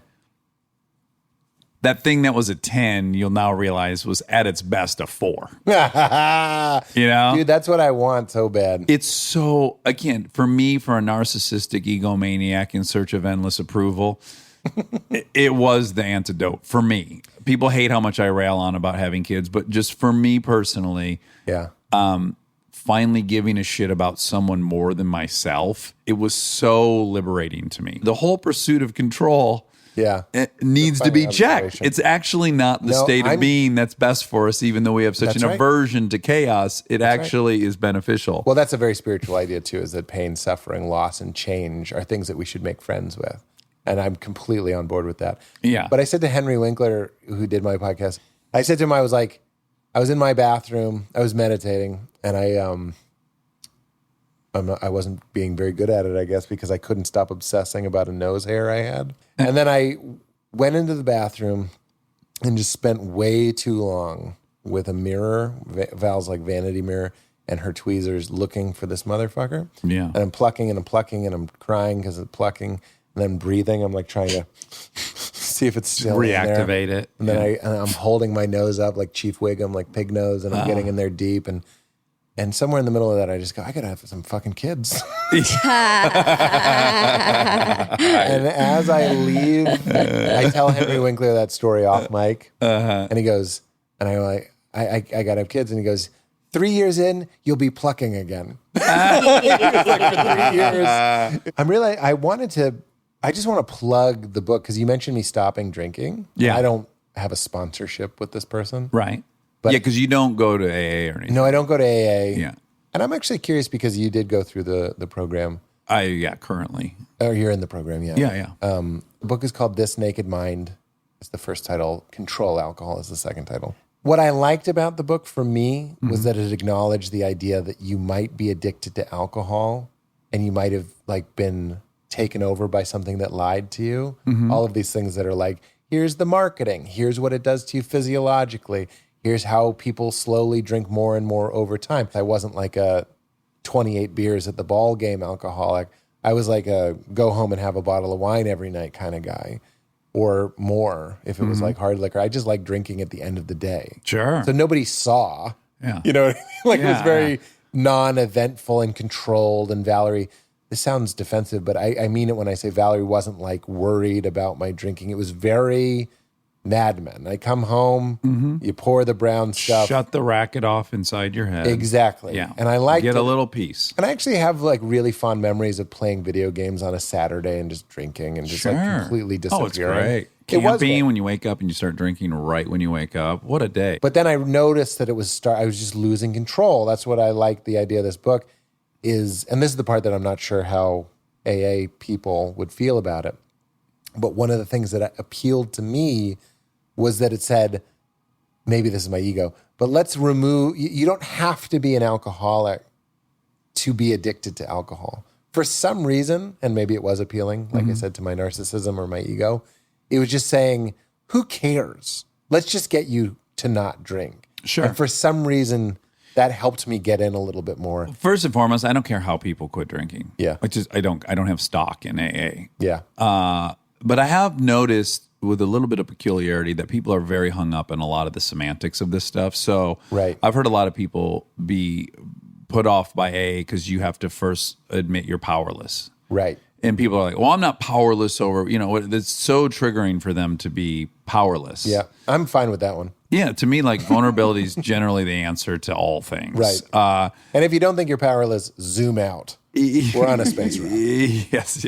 Never mind the solar system inside of you that could give you like an aneurysm or like anything at any moment. The only Sorry, thing everybody. thing I will argue against other approaches is I just, as a rule of thumb, like I believe in gravity, I don't believe people think their ways into acting different. I think they act their ways into thinking different. So a program for quitting alcohol that doesn't involve some action, I have a low expectation for. Now, it does work for people, and I would never tell someone it's not working for them.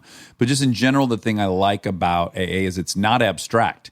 Here's what you do. Write this list. Call this person. Be available to this guy. Take that person to a meeting. Like there is you can't wake up one morning because you're so demoralized from the night before and decide I'm going to permanently remember that I felt this demoralized in 6 years and then this will be sustainable. For me, at least, I will forget 6 years later what it felt like. Of course you will. But if I have actions that are part of my regular muscle memory and routine, those things will do the lifting for me. I hear that, and I completely agree. And I also do think that there is a lot to uncover of why drinking would appeal to you in the first place. Yeah. I do believe that it is a symptom of a disease. The disease isn't drinking. That's just a symptom of this other disease we have. Quite often AA, I'll go, because we always say like, well, I have this alcoholic mind, this alcoholic blank, alcoholic. And I'll go, this isn't alcoholism. This is being human. Yeah. These are human problems. I think everyone could pretty much benefit from the steps. Right. No, I hear that. I think here, even though I'm agreeing with everything you're saying, I would never go into that program because, and right or wrong, I never reached a place where I felt like, oh no, I don't have control over this, or it's interfering with my life in any way. But again, this is another stumbling block that's really popular or ubiquitous. Yeah. But you can march that all the way. To me, watching an HBO documentary about drug addiction, which I watch, and there was a guy in New York City who would buy crack, then he would melt the crack and shoot the crack up. Uh-huh. And I could tell myself, well, fuck, I've never melted crack down and shot it up.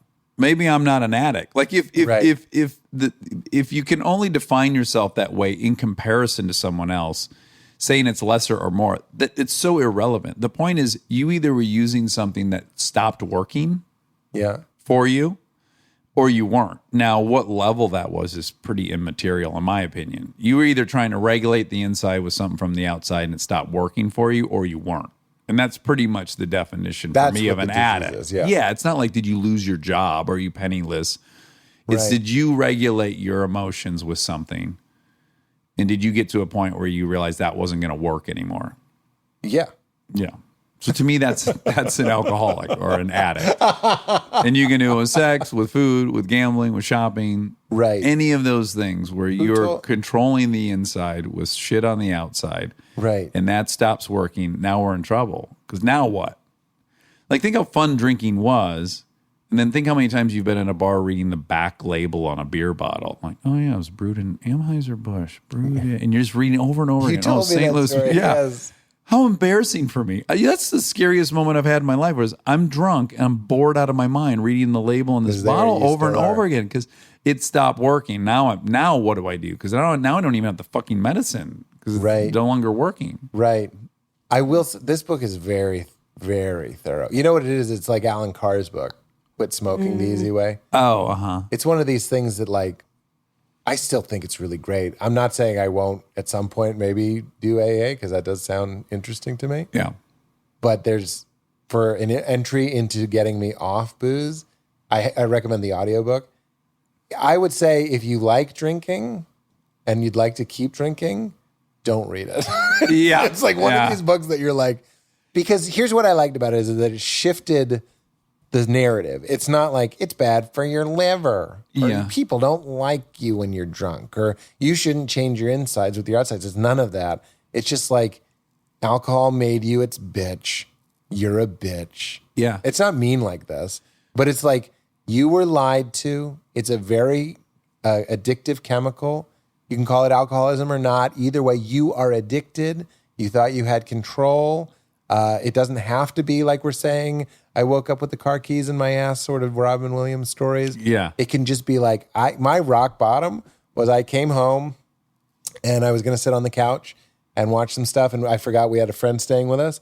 And I just went to the back house. But on my way, I just picked up, I like sake. I just picked up a bottle of sake and I poured myself a big glass. I went in the back. I didn't drink it because I looked at it like you with the beer label. And I was like, what am I doing? Like, what it was I didn't remember giving myself the order, like get some wine or why I wanted wine or whatever. So I had a minor inconvenience. And then I was like, well, I should get hammered and just sort of time travel to the next morning. Yeah. So it wasn't like I said, it's not like a great story. It's a pretty boring story.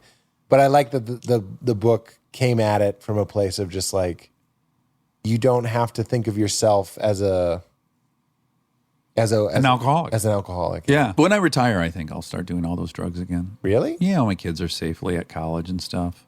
Drugs. Get a golf cart. No. Drinking all of it. Just do all of it. No, is this my real? whole thing is once I no longer operate a car and my penis doesn't work, I'm safe to do all those things again. Oh. Because we can't trust me on any of those things while my penis is still working and while I can drive a car. Wow. But if I'm in the retirement community and I only travel by golf cart and my penis doesn't work, fucking bring it on. That is hilarious. Well, Pete, I love you. I'm really glad that we got to do this. I know. And I really do want to talk to you post baby. Like maybe like a year after you've had your little baby girl. Well, thank you. Thanks for having me. And now my favorite part of the show, the fact check with my soulmate, Monica Padman. Fact check. Working at the fact check. That was nice. Yeah, it was nice and short. It was nice and succinct. Although you did say you were going to start making songs up about me. I know, and I haven't had any time yet, but I'm gonna. Okay. Anyway, hi. How you doing? Good. How are you? You're real hungry. Miniature Mouse has got a ferocious appetite. I'm very hungry. What are you going to eat when you leave here? I really want Italian food. Oh, you do? Yeah. Maybe some lasagna? Maybe some lasagna. I love lasagna.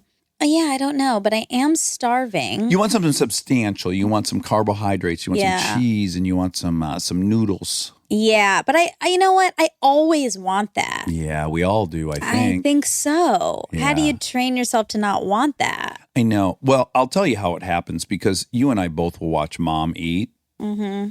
And she eats perfect, right? I mean, she just eats. I saw her eat a baked potato. Okay, let's not put it out there. That's good. A baked potato, more potassium than a banana. Okay, and tons of carbs.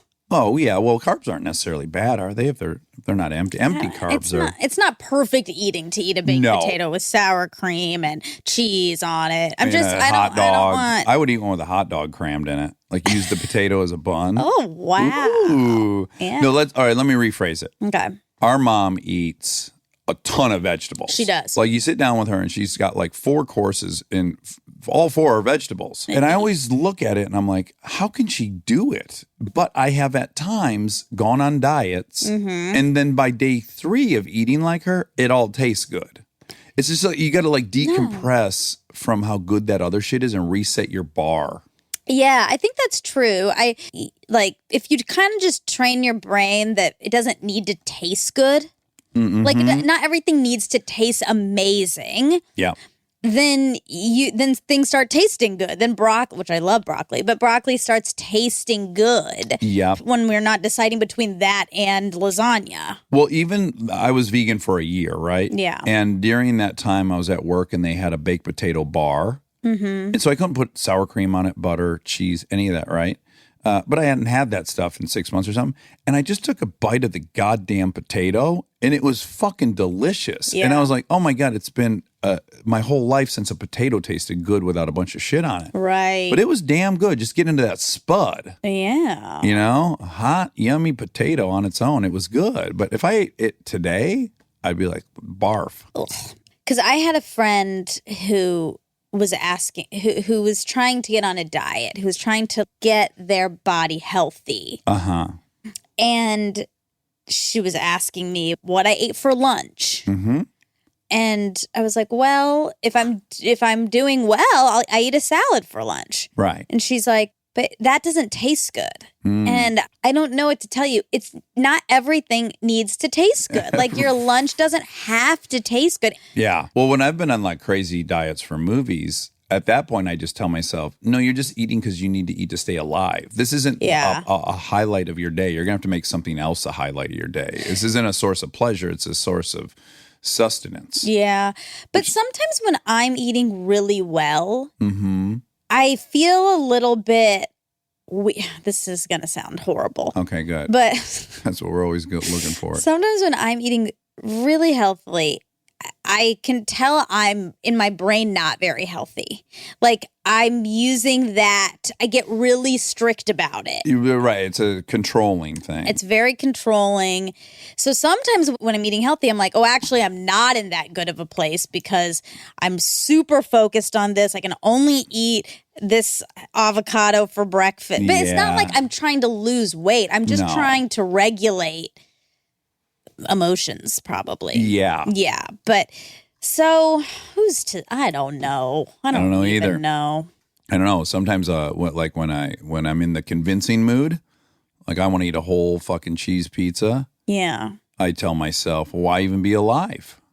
Why do I want to live so long just so I can not enjoy it, right? Yeah. And then that makes a lot of sense to me in that moment. And then, other times I'm like, no, you feel like shit when you eat like that. That's the truth. I do want pizza right now. Okay, I'll buy you one. Let me call him right now. Beep, beep, beep, beep, beep. Thank you for calling Lucifer's Pizza. Anyway. The bottom line is the verdict's out. We don't know what you're going to eat when you leave here. We don't. Hopefully you'll update everyone on Thursday. Okay, I will. Okay. So, Peter Holmes. So, this old house. Bob Vila? Yeah, so it's Bob Vila. Well, is it? Yeah, it is. I looked it up, and it's spelled with one L. Oh, then I accept it. I thought it was Villa. I know. And just because Robert decides that we don't pronounce LL with a Y, if it's a Spanish word, doesn't mean it is. See, I have a problem with this. Yes, people know how to say their name. Like, I had this friend, I don't know if I should say her name, but I had this friend in middle school, and her last name was Knutson. Okay. And my mom was like the dairy product with the KNUD, like the cottage cheese, Knutson cottage cheese, Knudsen? I don't know about that. Oh, okay. But it was Knutson, and my mom was like, no, it's that K is silent. Right. And I was like, no, she knows her name. How arrogant of you to think you know. I didn't say that, but I probably said something worse. But how arrogant of you to think you know somebody else's name better than them, like Rihanna. Is that a big one? Yes. She pronounces it Rihanna, and that is... Oh, the sex giraffe? Yes. She pronounces her name Rihanna? Yes, because it's I'll Rihanna. call her any goddamn name she wants me to. Let me climb up that giraffe highness.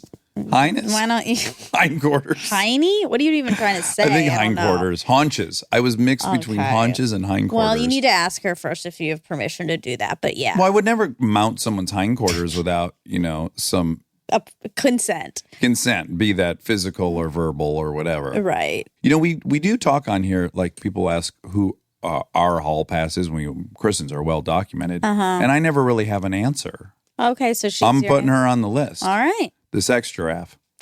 Well, I don't think That's fine. it is. A giraffe is a majestic, she's got long torso and neck. I know. I just, Yeah. Well- you shouldn't be calling women, naming them after animals. It feels so complimentary. Anyone that knows Rihanna, Okay. ask her if she finds it complimentary to be called a sex giraffe. What if we found out that, let's say that Zach Braff, you found out, referred to you as the sex chinchilla? I hate that. You hate it? I hated what you Oh. just said. Yeah, no. Sex chinchilla? Ew, what? Wouldn't you want him to just be saying Why sex am I a anything? No, see, that's the difference. Here's the breakdown. Teach me. You're seeing her as simply a sexual object, a sexual animal, actually, not A sex giraffe. not a person. She's a person, not a Of course she sexual is. She's animal. super talented person. Can we not? And no, We it can't doesn't just wanna feel fuck comfortable. By the people? way, it doesn't feel comfortable always to think all these men are seeing you purely as a sexual being. Well, we're just talking about my hall pass right now, so it's really No, but you it's said implicitly Zach- about sex. You said wouldn't you want sex in front of any name? right. No. Well, not sex rat. Is there an animal though that you would like to be called sex blank? No, I just mean it's not all that comfortable for a woman to feel like every single man on earth wants to have sex with her because that's dangerous. There's Okay. some danger there. So now we're getting to a genuine conversation. Now, do you not want people that you like to think of you as sexy and sexual?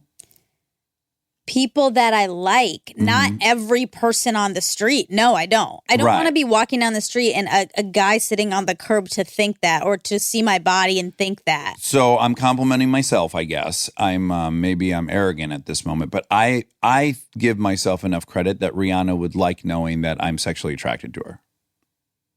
Okay. Do you think she would or wouldn't? I don't know. I don't know what her Oh. opinion is. Well, of course we you. don't know. I'm just wondering Yeah. if you would hearken a guess. Well, I don't know how she would feel about you just calling her that. I don't know. She might love it. She Yeah, might. yeah. I don't. And she might hate it. Rihanna, if you don't like it, I'll never say it again. And if you like it, I will say it a lot. Keep saying it. Yeah. Also, why would he call me a chinchilla? It was the first funny animal name I could think of, which is, I do stand by the fact that chinchilla is a funny name. They also don't have But rib why would cages. anyone want to be a funny name something? I was trying to make you laugh. So I was trying to pick a funny animal that I could put sex in front of that would make you giggle. Oh, I Yeah. thought you were trying to make a point, a real point. I will always prioritize trying to make you laugh, I think, Oh. over a point, but maybe not. Okay. Yeah. Well, anyway. Oh, but anyways, If anyone called me a chinchilla, I would feel upset. You'd I'm be just bummed. putting that out there. is there an animal? Well, again, it's Matt Damon. Someone you really want to think you're a sex machine, Okay. a smoke show. Okay, they sex can use bomb. those words. Well, okay, but is there an animal that you would be your preference that they said a sex something?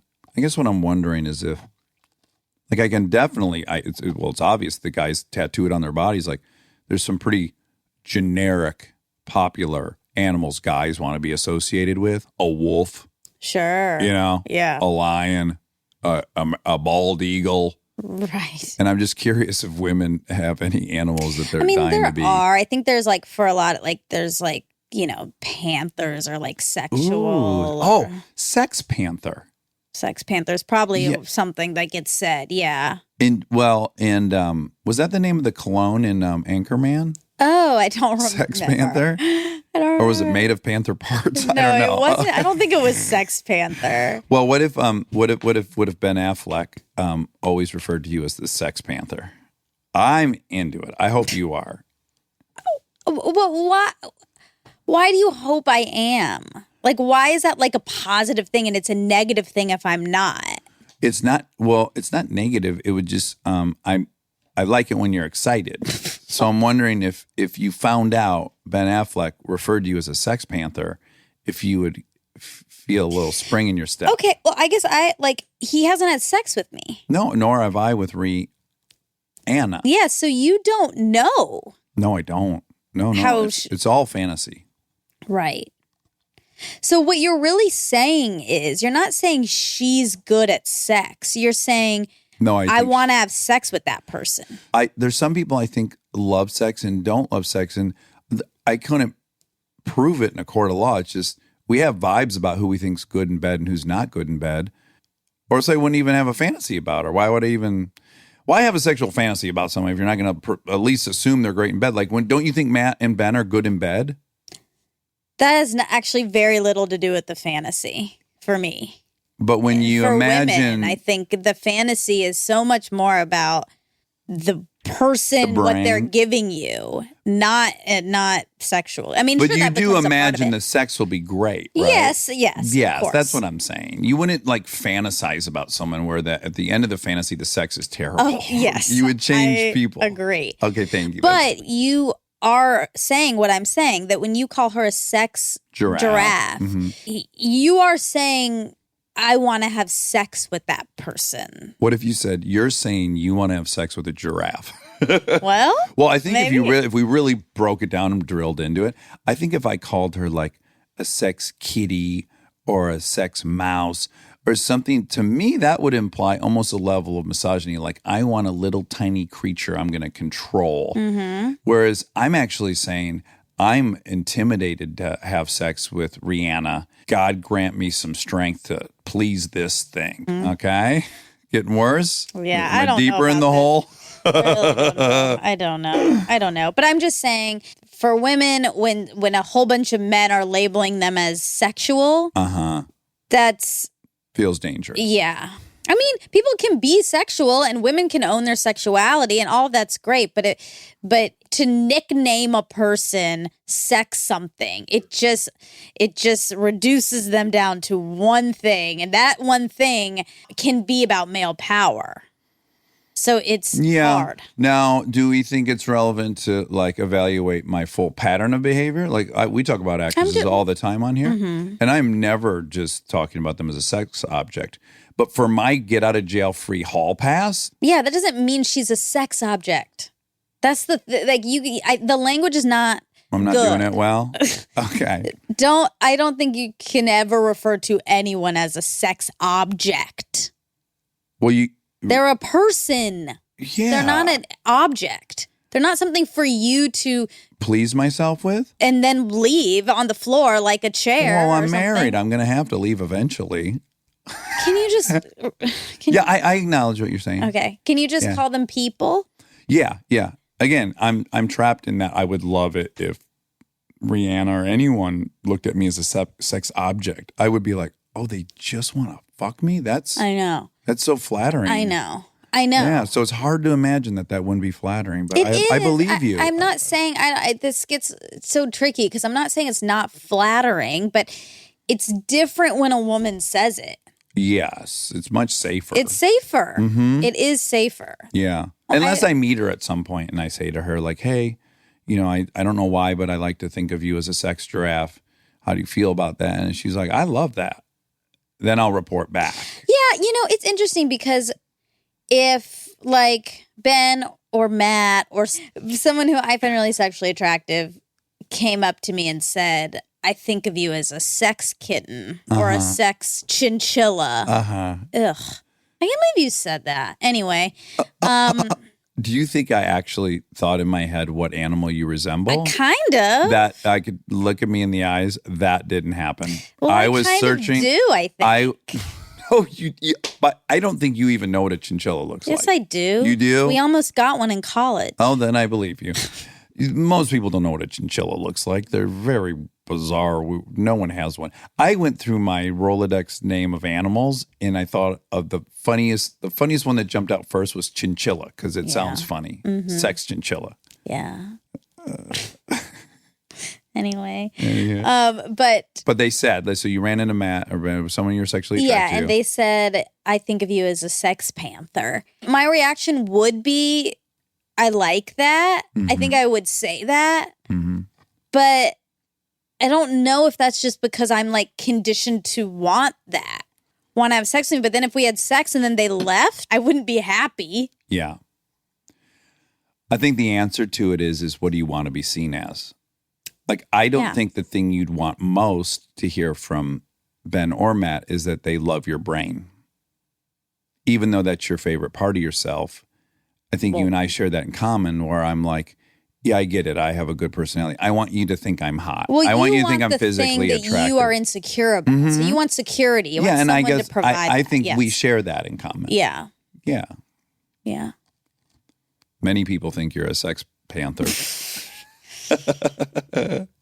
Okay. The conversation about some guys like using basically their Outward feminism. be attractive. Yeah, I just think that is short selling those people so much. What you and I don't agree on, and what Kristen and I don't agree on, is that you believe there are men that aren't trying to attract as many women as humanly possible. Yeah, I don't. And I don't believe that. I know. Yeah. Yeah. We just have different opinions on that. And I respect yours.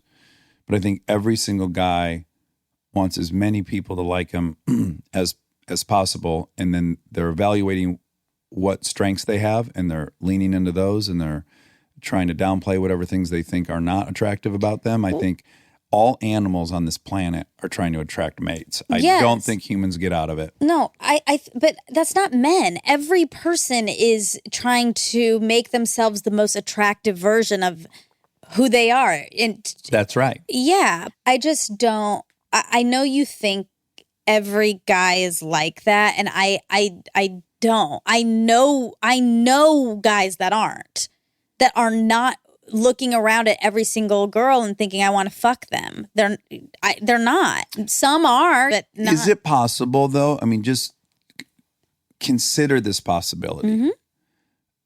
That as a woman, you're not let in on that we don't let you in on that we know not to let women in on that, because I have a million times been absolutely shocked by this person who I thought was asexual or was a nerd or wasn't all these things. And I'm watching them and they're watching the girl with the big boobs walk across the room. And then I look at him and then he smiles and I go, oh, no, he's an animal who's male.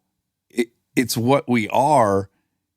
He doesn't talk about it. He doesn't do this or that. But I mean, I just can't tell you how I being on the side where it's safe to acknowledge you think someone's boobs are nice. There is no pattern. There's no personality type. Guys are they're animals that want to procreate. I don't think there's some that don't. I think there are a bunch of different personality types, but I think all the guys, you put all 10 of them in a row, every single type, you walk a naked lady by with big, voluminous breasts, they all have the same reaction. Maybe. Yeah, we don't. But I think that there's definitely degrees. And I think, sure, I think you're right. I think every guy probably who saw your sex giraffe walk by naked, they probably would like it. Yes. And then, every heterosexual guy, yes. Yeah, and then all kinds of things then come after that. Like some guy is nervous. He would never want to have sex with her because he'd be too terrified he couldn't please her. And then another guy's issue would be X, Y, or Z. Like there's any number of outcomes of how the behavior then would manifest itself. But I do think the original thing would be the same. And then just all the different things that make up someone's personality kick in, all these layers, and then the outcome could be dramatically different. One of the guys is going to say hi to her. Another guy's going to, if she looks at him, he's going to turn around embarrassed really quick. But that woman shouldn't interpret that the guy who turned around embarrassed versus the guy who said hello to them had a different physiological response to what they saw. Okay, yeah. You know? But I don't think that person who decides to not approach her is doing that as a tactic to get more women. Like, that's what I'm saying. It's not every motivation, not everything is about that. I agree with you. 100%. And I also think some guys do use it as what's attractive to women about themselves is that they are a super outspoken advocate for women. I do think that also exists. It is attractive. Yeah. I'd be attracted to that if I was a woman. Yeah. Anyway, you said having a bachelor party is an alpha move, and that claiming a whole weekend with the bros is alpha. And then you said if you told your wife you were having a bachelor party and she would have laughed herself silly, much less a weekend. And you go on weekends with your friends sometimes, so I have to fact check. To ride motorcycles. Yeah. Yeah. Oh, that could have been a bachelor party. Oh, no. I am not in any way saying that my wife wouldn't encourage me to go do the things I like and grant me time. She does that for sure. She would never grant me a weekend to go to Vegas and go to strip clubs. Yeah, that shit wouldn't fly in my house, is all I'm saying. I totally disagree. Ask her. I will. Yeah, when we first met, let me tell you something. She said, I don't ever want you to go to a strip club. I think everyone in a strip club that's working there is a victim of trauma. Yet I didn't until I did in Thailand because I was brought by the girlfriends and wives of the cast to a strip club. And the whole time I'm like, I'm fucked. Like, I'm going to have to tell her I'm at this strip club. But they just said, let us take you out in Bangkok. And I ended up at a she-male bar and then just a normal strip club. And then I used to tell this story in stand-up. They tried to call me on stage. And luckily, I didn't go. I was feeling very codependent. The old lady who was running was like, oh, come on, you come on stage. And just doing crying signs like, oh, come on, they're sad. Luckily, one of the women stopped. Saved me from having to go on stage. When the guy who went up on stage, they did bring a guy up. They set him in a chair. He was over there looking at his buddies, turned his head to the right. When he turned back, a stripper had come on stage, and she ran and she threw her leg up over his head onto a pole and smack right in his mouth. Wow. Her vagina was in his mouth in under a second. He was looking at his friends like, hey, I'm on stage. Turned around, bam, right in the mouth. And I was like, holy fuck, my whole life flashed before my eyes. I was like, I was almost the guy in that chair. And there were all these Australians that liked Parenthood that they were yelling, crazy. And they had cameras. There would have been a photo with me with a vagina in my mouth in Thailand. I panicked. It was like seeing someone get hit by a bus where I was walking. Yeah, I was like, holy scary. fuck, this all almost ended. So I got home and I told her that whole story. But it required that much of a story for it to have been okay for me to be in a strip club in Thailand.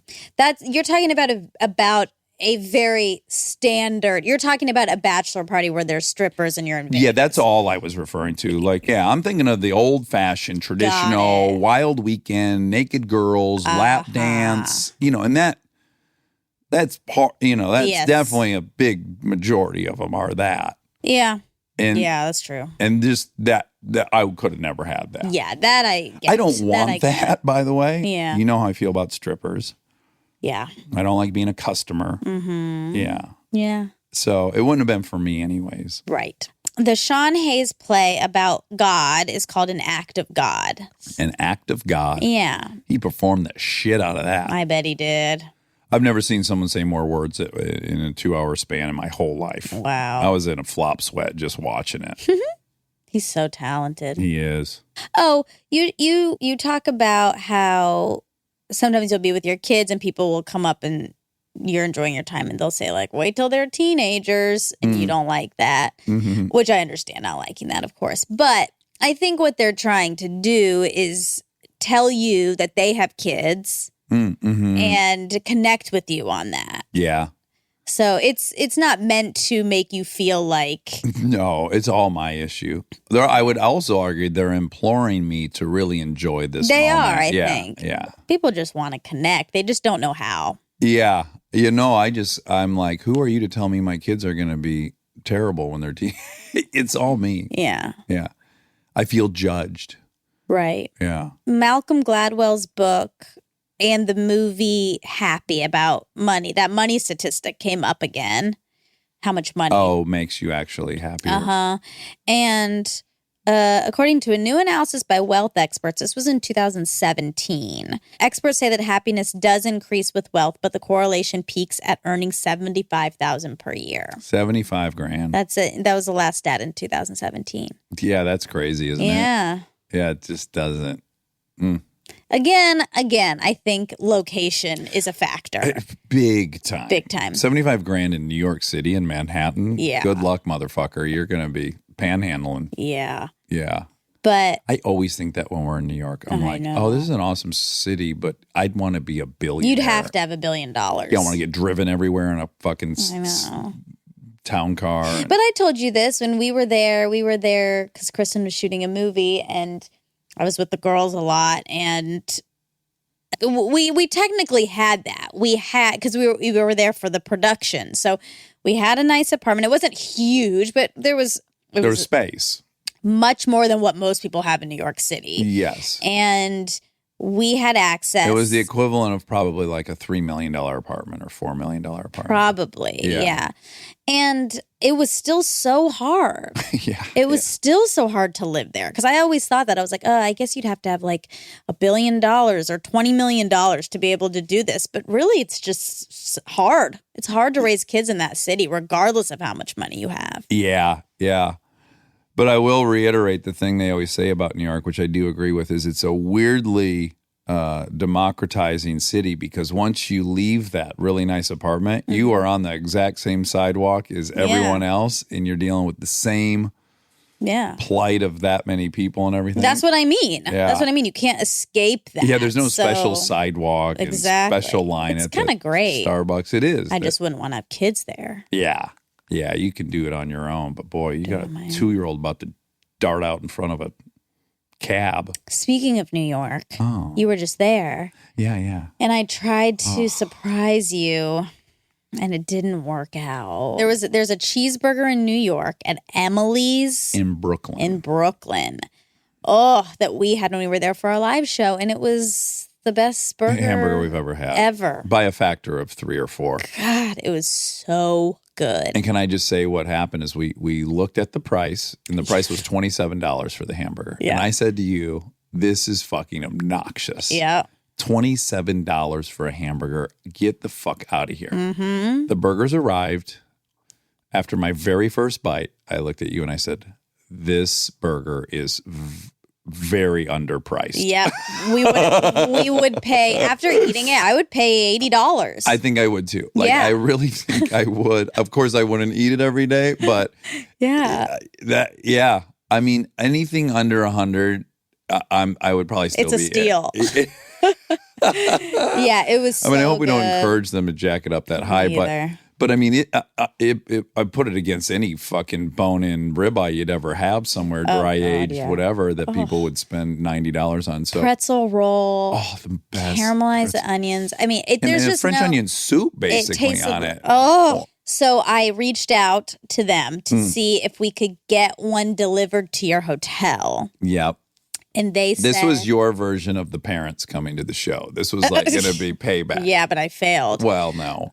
So then we contacted Emily directly. Oh, really? Yes. You spoke with Emily. Texted, yes. She's a real person. Yes. Oh, my goodness. Yes. Did you feel like you were talking to like a movie star? Yeah, I did. Yeah. It was really exciting. But she said under no circumstance will they let a burger leave their establishment, like in whole like that. And she said even if Barack Obama asked, she would say no. Oh, God bless her integrity. I was like, okay, I get it. What if someone was dying? What if you text her and say, Dax is dying?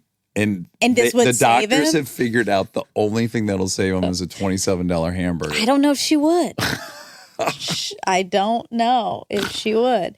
It was sad. There's probably great. a bunch of people that live in Brooklyn right now that are like, shut the fuck up about that burger. I know. I don't want to have to wait 3 hours. It's already rough. Yeah. It's already that long. Because we got there at like 5 p.m. and we just barely. And it was still full. It was full. Yeah. Oh, it's a good burger. I want it so bad. That was going on 5 months ago, and I don't think we've ever gone 36 hours without talking about it. And I've shown the picture of the burger to maybe like 100 people. I know, me too. We should post on the picture of it? Instagram account that one you sent me, Okay. which is the one I always show people. Okay. All right. Oof. All right. Thanks, Emily, and no thanks, you know. I wish I could, Thanks and thanks for nothing. I wish I could have that for dinner. Oh, God. That burger's a sex giraffe. Yeah, yes, it is. It's a sex burger. It's a sex chinchilla. All right. I love you. Love you.